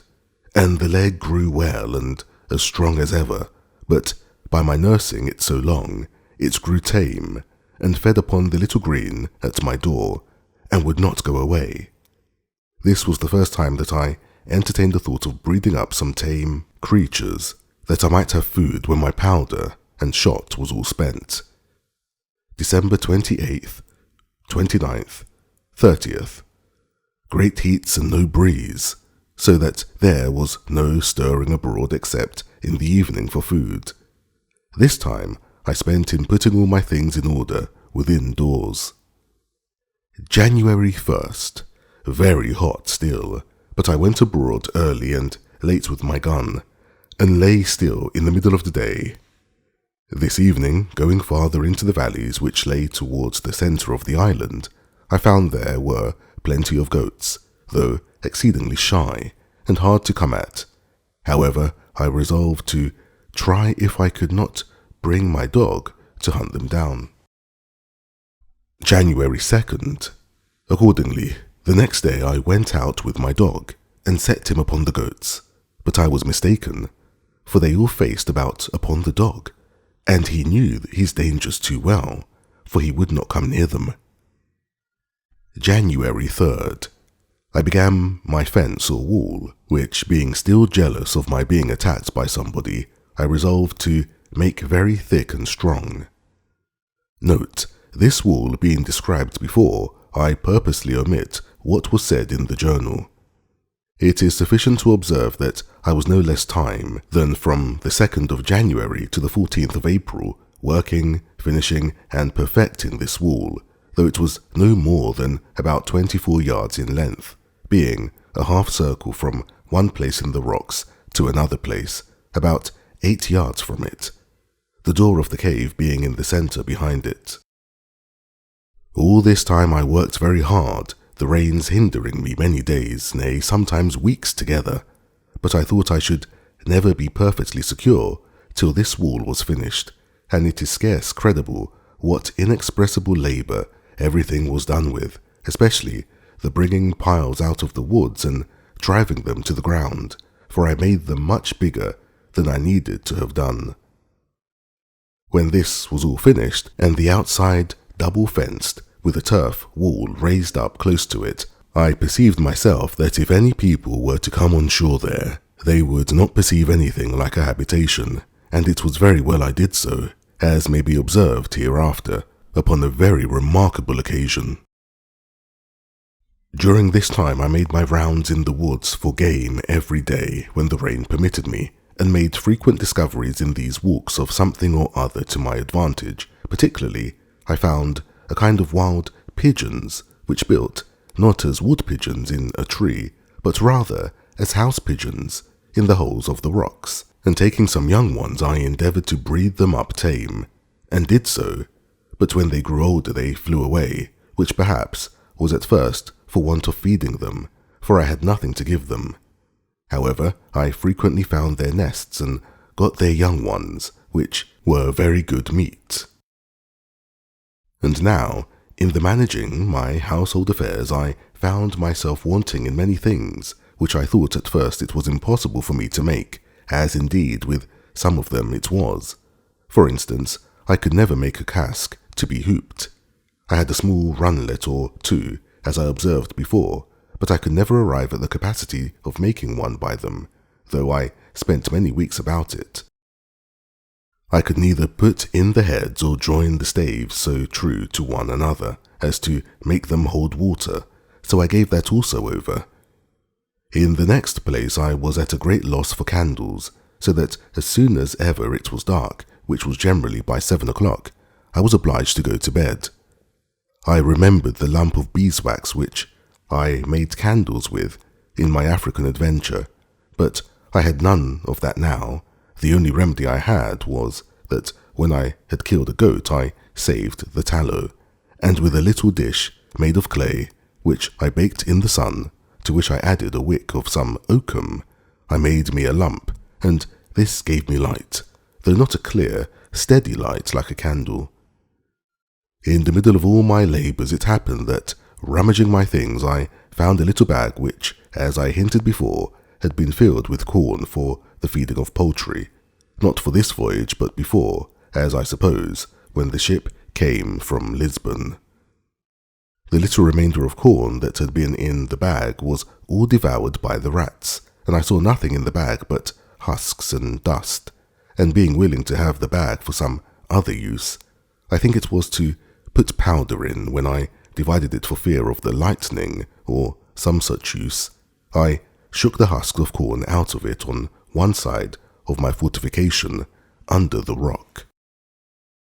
It was little before the great rains just now mentioned that I threw this stuff away, taking no notice and not so much as remembering that I had thrown anything there, when, about a month after or thereabouts, I saw some few stalks of something green shooting out of the ground, which I fancied might be some plant I had not seen, but I was surprised and perfectly astonished when, after a little longer time, I saw about 10 or 12 ears come out, which were perfect green barley, of the same kind as our European, nay, as our English barley. It is impossible to express the astonishment and confusion of my thoughts on this occasion.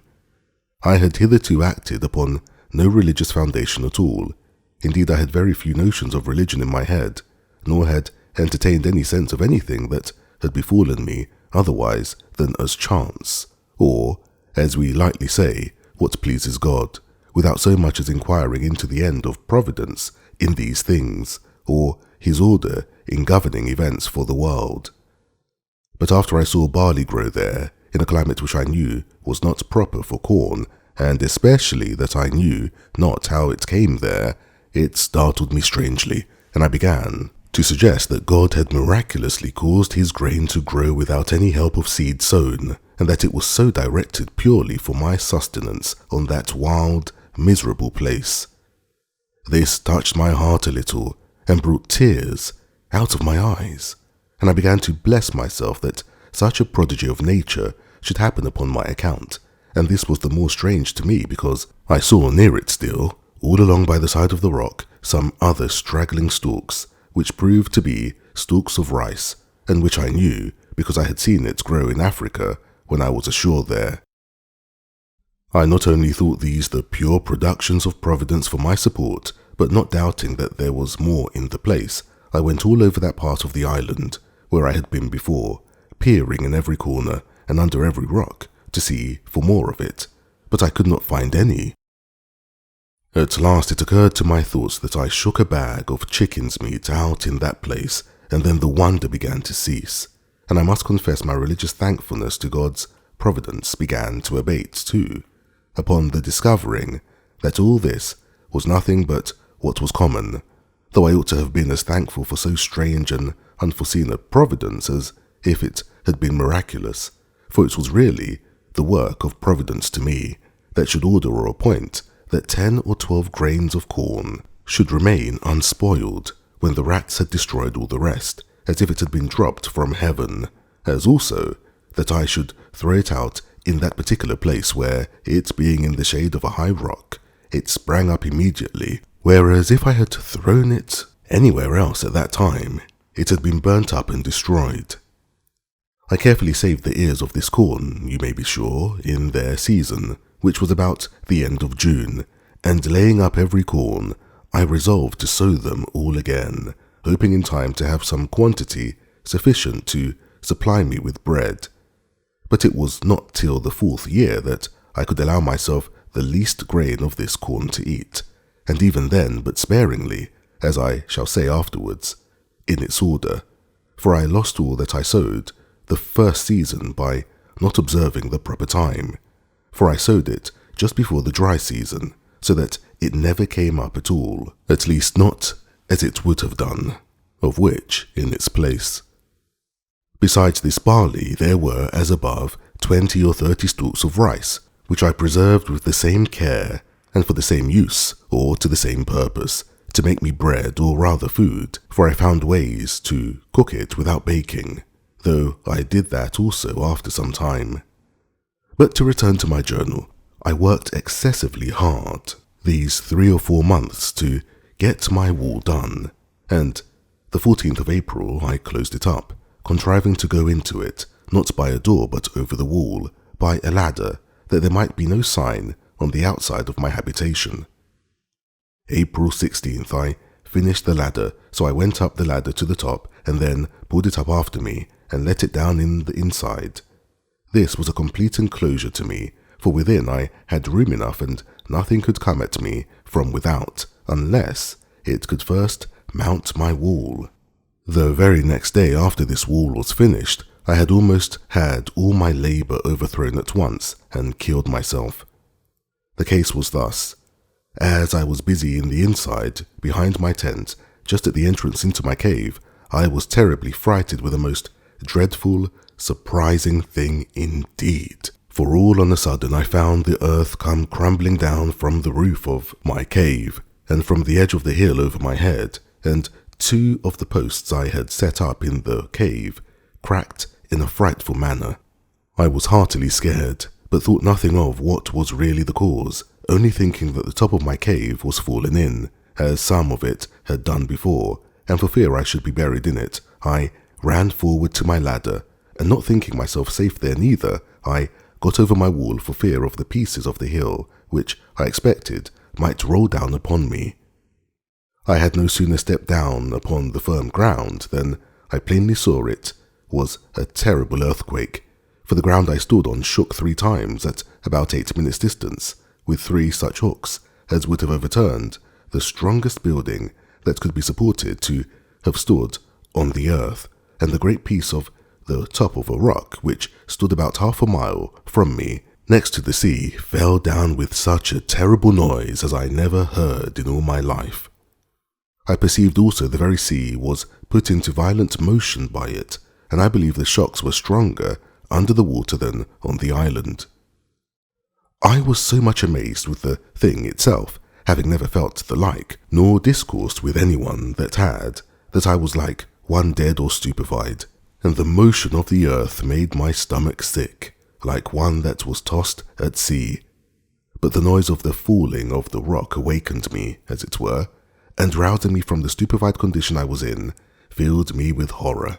and I thought of nothing then but the hill falling upon my tent, and all my household goods, and burying all at once, and this sunk my very soul within me a second time. After the 3rd shock was over, and I felt no more for some time, I began to take courage, and yet I had not heart enough to go over my wall again for fear of being buried alive, but sat still upon the ground, greatly cast down and disconsolate, not knowing what to do. All this I had not the least serious religious thought, nothing but the common, "Lord, have mercy upon me," and when it was over, that went away too. While I sat thus, I found the air overcast and grow cloudy, as if it would rain. Soon after that the wind arose by little and little, so that in less than half an hour it blew a most dreadful hurricane. The sea was all on a sudden covered over with foam and froth. The shore was covered with the breath of the water. The trees were torn up by the roots, and a terrible storm it was. This held about 3 hours and then began to abate, and in 2 more hours it was quite calm, and began to rain very hard. All this while I sat upon the ground, very much terrified and dejected, when on a sudden it came into my thoughts that these winds and rain, being the consequences of the earthquake itself was spent and over, and I might venture into my cave again. With this thought my spirits began to revive, and the rain also helping to persuade me, I went in and sat down in my tent. But the rain was so violent that my tent was ready to be beaten down with it, and I was forced to go into my cave, though very much afraid and uneasy, for fear it should fall on my head. This violent rain forced me to a new work, namely, to cut a hole through my new fortification, like a sink, to let the water go out, which would else have flooded my cave. After I had been in my cave for some time and found still no more shocks of the earthquake follow, I began to be more composed. And now, to support my spirits, which indeed wanted it very much, I went to my little store and took a small sup of rum, which, however, I did then and always very sparingly, knowing I could have no more when that was gone. It continued raining all that night and great part of the next day, so that I could not stir abroad, but my mind being more composed, I began to think of what I had best do, concluding that if the island was subject to these earthquakes, there would be no living for me in the cave, but I must consider of building a little hut in an open place which I might surround with a wall, as I had done here, and so make myself secure from wild beasts or men, for I concluded if I stayed where I was, I should certainly one time or other be buried alive. With these thoughts, I resolved to remove my tent from the place where it stood, which was just under the hanging precipice of the hill, and which, if it should be shaken again, would certainly fall upon my tent. And I spent the next 2 days, being the 19th and 20th of April, in contriving where and how to remove my habitation. The fear of being swallowed up alive made me that I never slept in quiet, and yet the apprehension of lying abroad without any fence was almost equal to it. But still, when I looked about, I saw how everything was put in order, how pleasantly concealed I was, and how safe from danger. It made me very loath to remove. In the meantime, it occurred to me that it would require a vast deal of time for me to do this, and that I must be contented to venture where I was till I had formed a camp for myself and had secured it so as to remove to it. So, with this resolution, I composed myself for a time and resolved that I would go to work with all speed to build me a wall with piles and cables and so forth in a circle as before, and set my tent up in it when it was finished, but that I would venture to stay where I was till it was finished and fit to remove. This was the 21st. April 22nd. The next morning I begin to consider the means of putting this resolve into execution, but I was at a great loss about my tools. I had 3 large axes and abundance of hatchets, for we carried the hatchets for traffic with the Indians, but with much chopping and cutting knotty hard wood, they were all full of notches and dull, and though I had a grindstone, I could not turn it and grind my tools too. This cost me as much thought as a statesman would have bestowed upon a grand point of politics, or a judge upon the life and death of a man.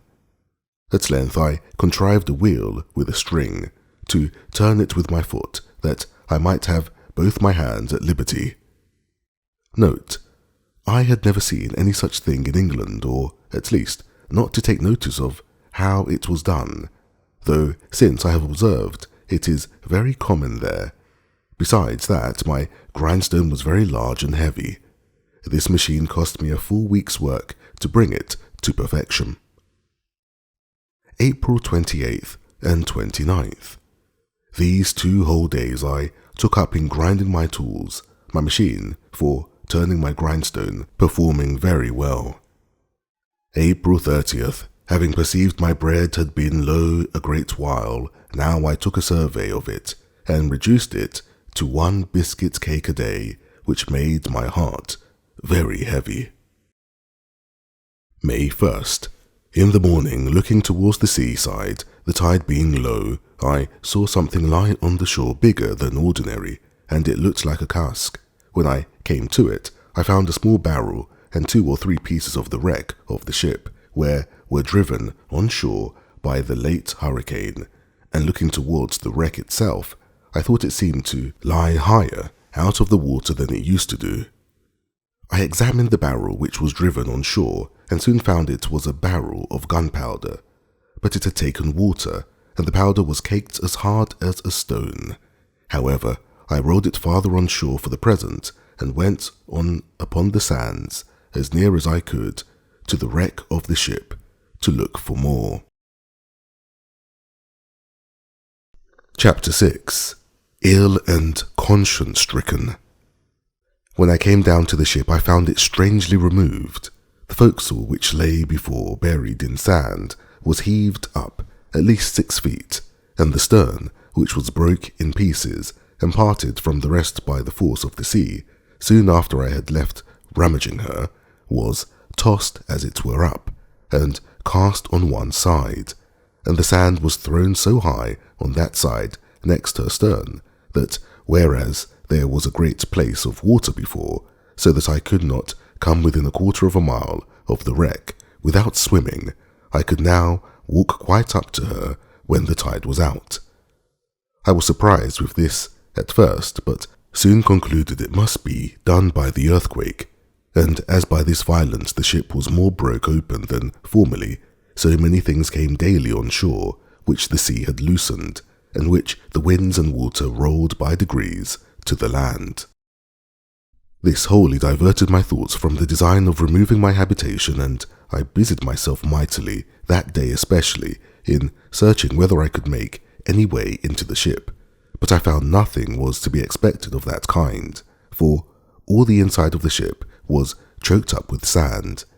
However, as I had learned not to despair of anything, I resolved to pull everything to pieces that I could of the ship, concluding that everything I could get from her would be of some use or other to me.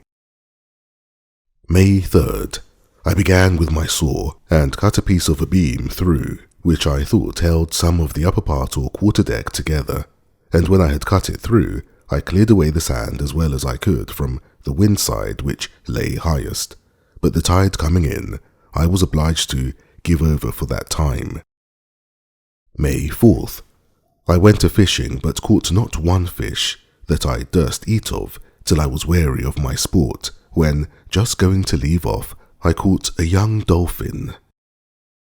I had made me a long line of some rope yarn, but I had no hooks, yet I frequently caught fish enough, as much as I cared to eat, all which I dried in the sun and ate them dry. May 5th. Worked on the wreck, cut another beam asunder, and brought 3 great fir planks off from the decks, which I tied together and made to float on shore when the tide of flood came on. May 6th. Worked on the wreck, got several iron bolts out of her and other pieces of ironwork, worked very hard and came home very much tired, and had thoughts of giving it over. May 7th. Went to the wreck again, not with an intent to work, but found the weight of the wreck had broken itself down, the beams being cut, that several pieces of the ship seemed to lie loose, and the inside of the hold lay so open that I could see into it, but it was almost full of water and sand. May 8th. Went to the wreck and carried an iron crow to wrench up the deck, which lay now quite clear of the water or sand. I wrenched open 2 planks and brought them on shore also with the tide. I left the iron crow in the wreck for next day. May 9th. Went to the wreck, and with the crow made way into the body of the wreck, and felt several casks, and loosened them with the crow, but could not break them up. I felt also a roll of English lead and could stir it, but it was too heavy to remove. May 10th to 14th. Went every day to the wreck, and got a great many pieces of timber, and boards or plank, and 200 or 300 weight of iron. May 15th. I carried 2 hatchets to try if I could not cut a piece off the roll of lead by placing the edge of one hatchet and driving it with the other, but as it lay about 1.5 foot in the water, I could not make any blow to drive the hatchet. May 16th. It had blown hard in the night, and the wreck appeared more broken by the force of the water, but I stayed so long in the woods to get pigeons for food that the tide prevented my going to the wreck that day. May 17th. I saw some pieces of the wreck blown on shore at a great distance, near 2 miles off me, but resolved to see what they were, and found it was a piece of the head, but too heavy for me to bring away. May 24th. Every day, to this day, I worked on the wreck, and with hard labour I loosened some things so much with the crow that the first flowing tides, several casks floated out, and 2 of the seamen's chests, but the wind blowing from the shore, nothing came to land that day but pieces of timber and a hogshead, which had some Brazil pork in it, but the salt water and the sand had spoiled it. I continued this work every day to the 15th of June, except the time necessary to get food, which I always appointed during this part of my employment to be when the tide was up, that I might be ready when it was ebbed out, and by this time I had got timber and plank and ironwork enough to have built a good boat, if I had known how, and also I got at several times and in several pieces near 100 weight of the sheet lead. June 16th. Going down to the seaside, I found a large tortoise, or turtle.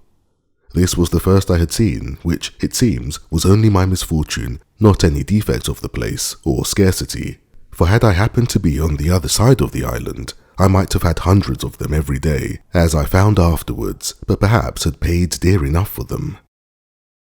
June 17th. I spent in cooking the turtle. I found in her 60 eggs, and her flesh was to me, at that time, the most savoury and pleasant that ever I tasted in my life, having had no flesh but of goats and fowls, since I landed in this horrid place.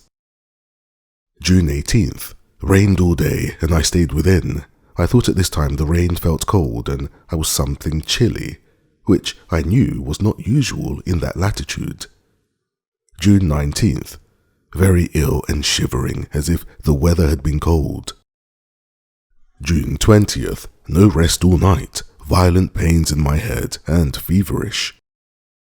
June 21st. Very ill, frighted almost to death with the apprehensions of my sad condition, to be sick and no help. Prayed to God for the first time since the storm of Hull, but scarce knew what I said or why, my thoughts being all confused. June 22nd. A little better, but under dreadful apprehensions of sickness. June 23rd. Very bad again, cold and shivering, and then a violent headache. June 24th. Much better. June 25th. An ague very violent. The fit held me 7 hours. Cold, fit, and hot, with faint sweats after it. June 26th. Better, but having no victuals to eat. Took my gun, but found myself very weak. However, I killed a she-goat, and with much difficulty got it home, and broiled some of it, and ate. I would fain have stewed it, and made some broth, but had no pot. June 27th. An ague again so violent that I lay abed all day, and neither ate nor drank. I was ready to perish for thirst, but so weak I had no strength to stand up, or to get myself any water to drink. Prayed to God again, but was light-headed, and when I was not, I was so ignorant that I knew not what to say. Only I lay and cried, Lord, look upon me. Lord, pity me. Lord, have mercy upon me. I suppose I did nothing else for 2 or 3 hours, till, the fit wearing off, I fell asleep, and did not wake till far in the night. When I awoke, I found myself much refreshed, but weak, and exceedingly thirsty. However, as I had no water in my habitation, I was forced to lie till morning, and went to sleep again. In this second sleep I had a terrible dream. I thought that I was sitting on the ground, on the outside of my wall, where I sat when the storm blew after the earthquake, and that I saw a man descend from a great black cloud in a bright flame of fire, and light upon the ground.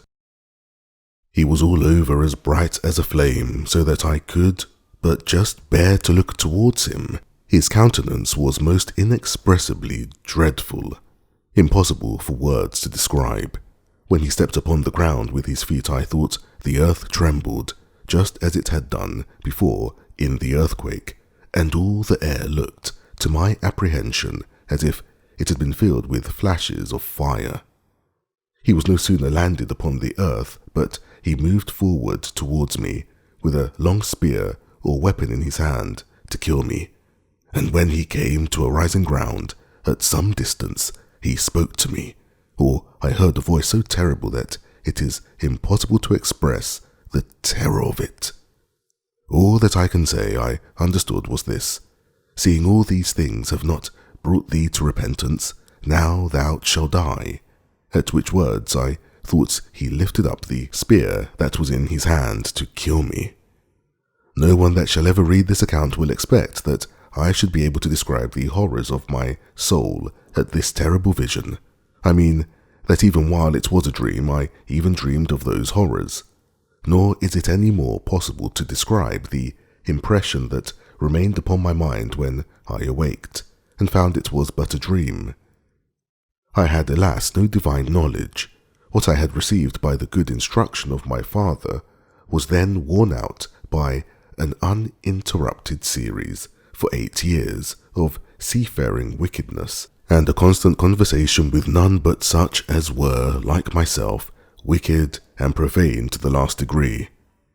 I do not remember that I had, in all that time, one thought that so much as tended either to looking upwards towards God, or inwards towards a reflection upon my own ways, but a certain stupidity of soul, without a desire of good, or conscience of evil, had entirely overwhelmed me, and I was all that the most hardened, unthinking, wicked creature among our common sailors can be supposed to be, not having the least sense either of the fear of God in danger, or of thankfulness to God in deliverance.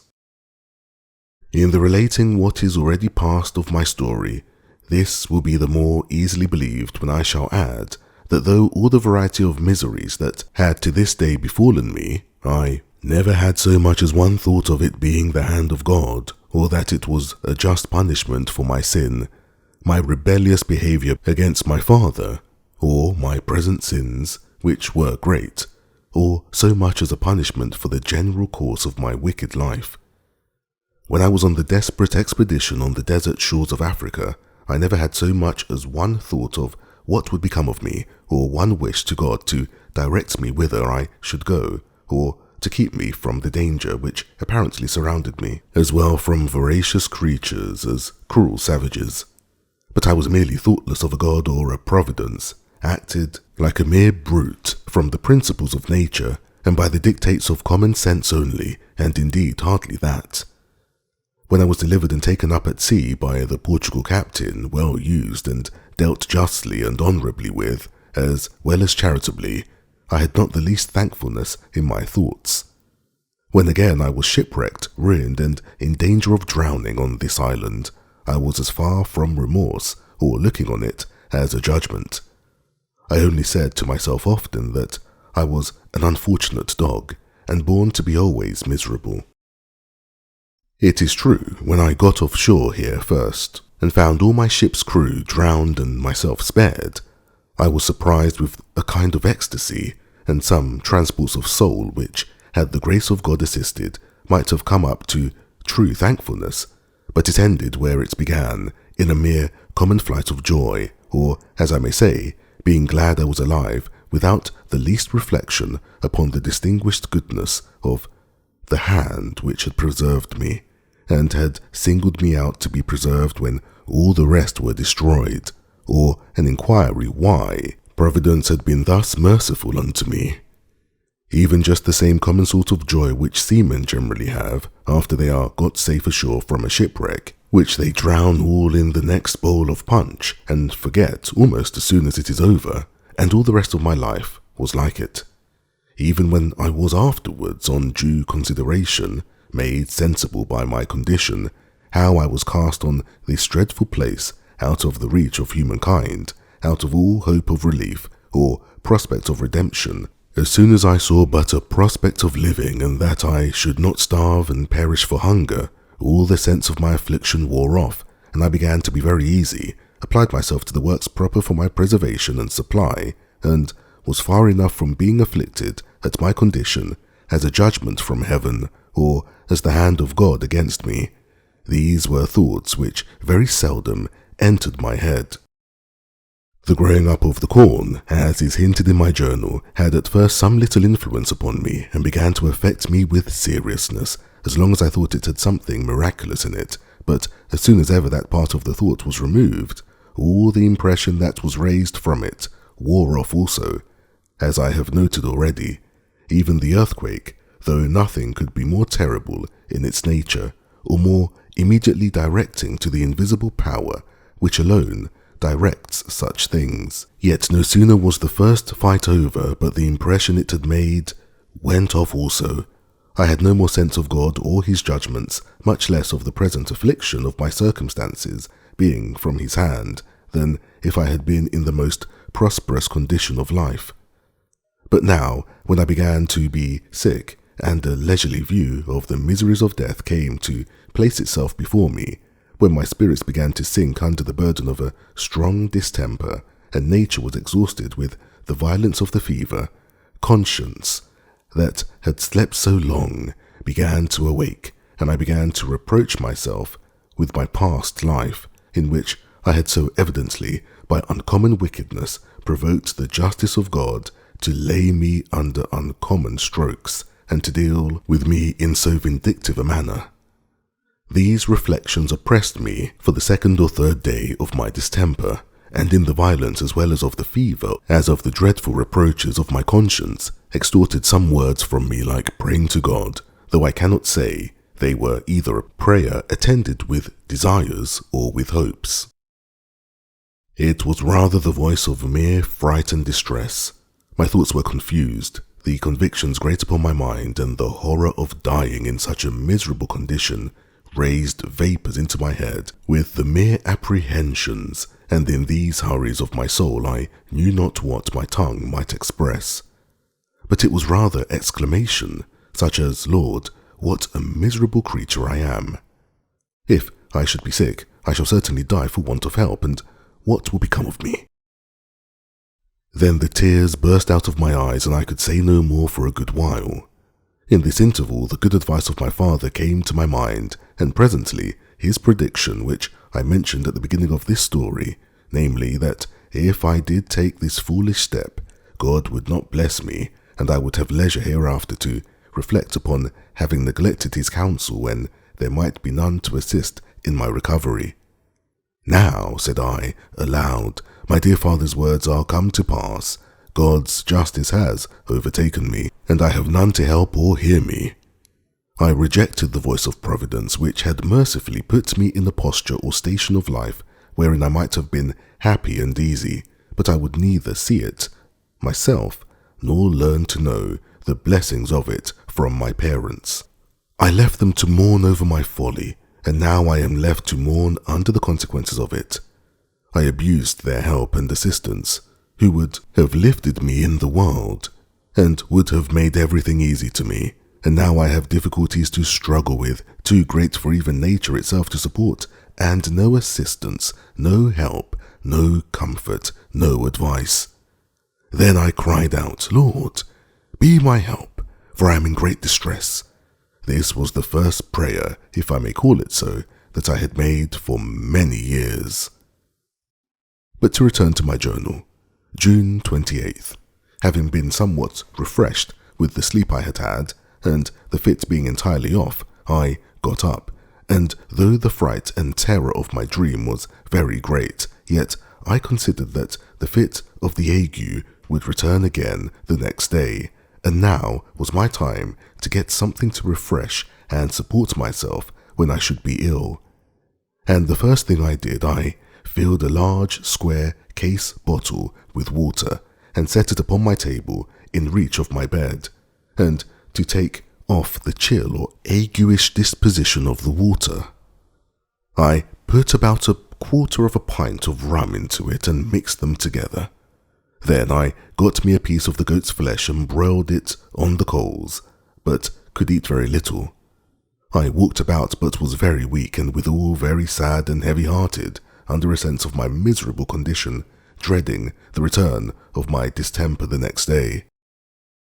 At night I made my supper of 3 of the turtle's eggs, which I roasted in the ashes and ate, as we call it, in the shell, and this was the first bit of meat I had ever asked God's blessing to, that I could remember in my whole life.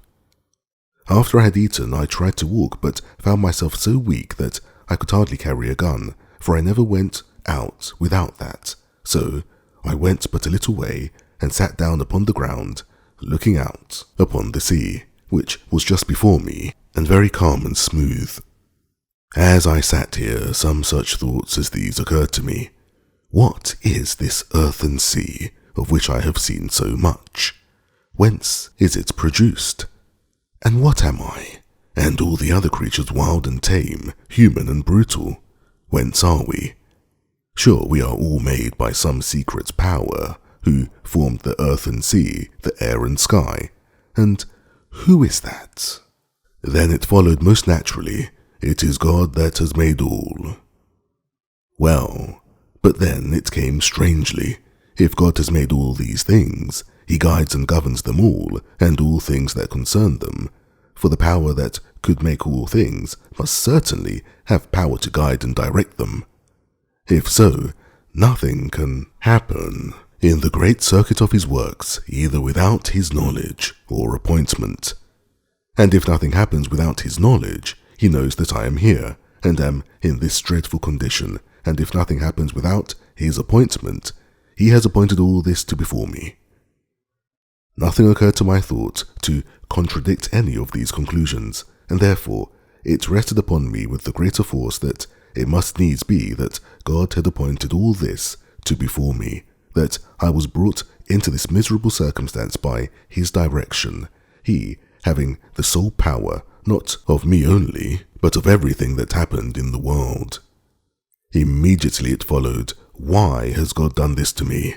What have I done to be thus used? My conscience presently checked me in that inquiry, as if I had blasphemed, and methought it spoke to me like a voice, Wretch, dost thou ask what thou hast done? Look back upon a dreadful misspent life, and ask thyself what thou hast not done. Ask, why is it that thou wert not long ago destroyed? Why wert thou not drowned in Yarmouth roads, killed in the fight when the ship was taken by the Salé men of war, devoured by the wild beasts of the coast of Africa, or drowned here when all the crew perished but thyself? Dost thou ask, what have I done? I was struck dumb with these reflections, as one astonished, and had not a word to say, no, not to answer to myself, but rose up pensive and sad, walked back to my retreat, and went up over my wall as if I had been going to bed. But my thoughts were sadly disturbed, and I had no inclination to sleep, so I sat down in my chair and lighted my lamp, for it began to be dark. Now, as the apprehension of the return to my distemper terrified me very much, it occurred to my thought that the Brazilians take no psychic but their tobacco for almost all distempers, and I had a piece of a roll of tobacco in one of the chests which was quite cured, and some also that was green, and not quite cured. I went, directed by heaven no doubt, for in this chest I found a cure both for souls and body. I opened the chest and found what I looked for, the tobacco, and as few the books I had saved lay there too.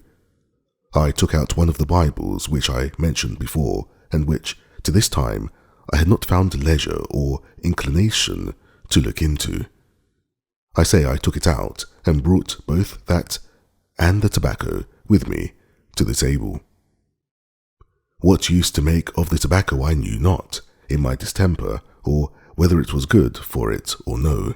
but I tried several experiments with it, as if I was resolved if it should hit one way or other. I first took a piece of leaf and chewed it in my mouth, which indeed at first almost stupefied my brain, the tobacco being green and strong, and that I had not been much used to. Then I took some and steeped it in an hour or two in some rum, and resolved to take a dose of it when I lay down, and lastly I burnt some upon a pan of coals, and held my nose close over the smoke of it as long as I could bear it, as well as for the heat as almost for suffocation. In the interval of this operation I took up the Bible and began to read, but my head was too much disturbed with the tobacco to bear reading, at least at that time, only having opened the book casually. The first words that occurred to me were these: Call on me in the day of trouble, and I will deliver thee, and thou shalt glorify me. These words were very apt to my case, and made some impression upon my thoughts at the end of reading them, though not so much as they did afterwards, for as for being delivered, the word had no sound, as I may say, to me, the thing was so remote, so impossible in my apprehension of things, that I began to say, as the children of Israel did when they were promised flesh to eat, "Can God spread a table in the wilderness?" So I began to say, "Can God himself deliver me from this place?" And as it was not for many years that any hopes appeared, this prevailed very often upon my thoughts. But however, the words made a great impression upon me, and I mused upon them very often. It grew now late, and the tobacco had, as I said, dozed my head so much that I inclined to sleep, so I left my lamp burning in the cave, lest I should want anything in the night, and went to bed. But before I lay down, I did what I never had done in all my life. I kneeled down and prayed to God to fulfill the promise to me that if I called upon him in the day of trouble, he would deliver me. And after my broken and imperfect prayer was over, I drank the rum in which I had steeped the tobacco, which was so strong and rank of the tobacco that I could scarcely get it down. Immediately upon this, I went to bed. I found it presently flew up into my head violently, but I fell into a sound sleep, and waked no more till, by the sun, it must necessarily be near 3 o'clock in the afternoon the next day. Nay, to this hour I am partly of opinion that I slept all the next day and night, until almost 3 the day after, for otherwise I know not how I should lose a day out of my reckoning in the days of the week, as it appears some years after I had done, for if I had lost it by crossing and recrossing the line, I should have lost more than 1 day. But certainly I lost a day on my account, and never knew which way. Be that, however, one way or the other, when I awaked I found myself exceedingly refreshed, and my spirits lively and cheerful. When I got up I was stronger than I was the day before, and my stomach better, for I was hungry, and in short, I had no fit the next day, but continued much altered for the better. This was the 29th. The 30th was my well day, of course, and I went abroad with my gun, but did not care to travel too far. I killed a seafowl or two, something like a brand goose, and brought them home, but was not very forward to eat them. So I ate some more of the turtle's eggs, which the day before, the tobacco steeped in rum, only I did not take so much as before, nor did I chew any of the leaf, or hold my head over the smoke. However, I was not so well the next day, which was the 1st of July, as I hoped I should have been, for I had a little spice of the cold fit, but it was not much. July 2nd, I renewed the medicine all the 3 ways, and dosed myself with it at first, and doubled the quantity which I drank. July 3rd, I missed the fits for good and all, though I did not recover my full strength for some weeks after. While I was thus gathering strength, my thoughts ran exceedingly upon this scripture, "I will deliver thee," and the impossibility of my deliverance lay much upon my mind, in bar of my ever expecting it. But as I was discouraging myself with such thoughts, it occurred to my mind that I poured so much upon my deliverance from the main affliction that I disregarded the deliverance I had received, and while I was at it, I was made to ask myself such questions as these, namely, have I not been delivered, and wonderfully too, from sickness, from the most distressed condition that could be, and that was so frightful to me? And what notice had I taken of it? Had I done my part? God had delivered me, but I had not glorified him. That is to say, I have not owned and been thankful for that as a deliverance, and how could I expect greater deliverance? This touched my heart very much, and immediately I knelt down and gave God thanks aloud for my recovery from my sickness. July 4th. In the morning I took the Bible and began the New Testament, reading it seriously, and imposed upon myself to read while every morning and every night, not tying myself to a number of chapters, but long as my thoughts should engage me. It was not long after I set seriously to this work till I found my heart more deeply and sincerely affected with the wickedness of my past life. The impression of my dream revived, and the words, "All these things have not brought thee to repentance," ran seriously through my thoughts. I was earnestly begging of God to give me repentance when it happened providentially, the very day that, reading that scripture, I came to these words: "He is exalted, a prince and a saviour, to give repentance and to give remission." I threw down the book, and with my heart as well as my hands lifted up to heaven in a kind of ecstasy of joy, I cried out aloud, "Jesus, thou Son of David, Jesus, thou exalted Prince and Saviour, give me repentance." This was the first time I could say, in the true sense of the words, that I prayed in all my life, for now I prayed with a sense of my condition and a true scripture view of hope, founded on the encouragement of the Word of God, and from this time I may say I began to hope that God would hear me. Now I began to construe the words mentioned above, "Call on me, and I will deliver thee," in a different sense from what I had ever done before, for then I had no notion of anything being called deliverance, but my being delivered from the captivity I was in, for though I was indeed at large in the place, yet the island was certainly a prison to me, and that in the worst sense in the world. But now I learned to take it in another sense. Now I looked back upon my past life with such horror, and my sins appeared so dreadful that my soul sought nothing of God but deliverance from the load of guilt that bore down all my comfort. As for my solitary life, it was nothing. I did not so much as pray to be delivered from it, or think of it. It was all of no consideration in comparison to this. And I add this part here, to hint to whoever shall read it, that whenever they come to a true sense of things, they will find deliverance from sin a much greater blessing than deliverance from affliction. But leaving this part, I returned to my journal. My condition began to be, though not less miserable as to my way of living, yet much easier to my mind, and my thoughts being directed by a constant reading the scripture and praying to God, to things of a higher nature. I had a great deal of comfort within which till now I knew nothing of. Also my health and strength returned. I bestirred myself to furnish myself with everything that I wanted and make my way of living as regular as I could. From the 4th of July to the 14th, I was chiefly employed in walking about with my gun in my hand, a little and a little at a time, as a man that was gathering up his strength after a fit of sickness, for it is hardly to be imagined how low I was, and to what weakness I was reduced.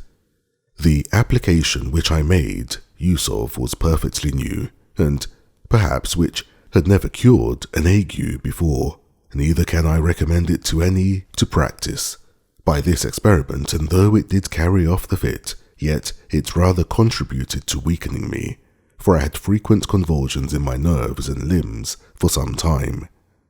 I learned from it also this, in particular, that being abroad in the rainy season was the most pernicious thing to my health that could be, especially in those rains which came attended with storms and hurricanes of wind, for as the rain which came in the dry season was almost accompanied always with such storms, so I found that rain was much more dangerous than the rain which fell in September and October.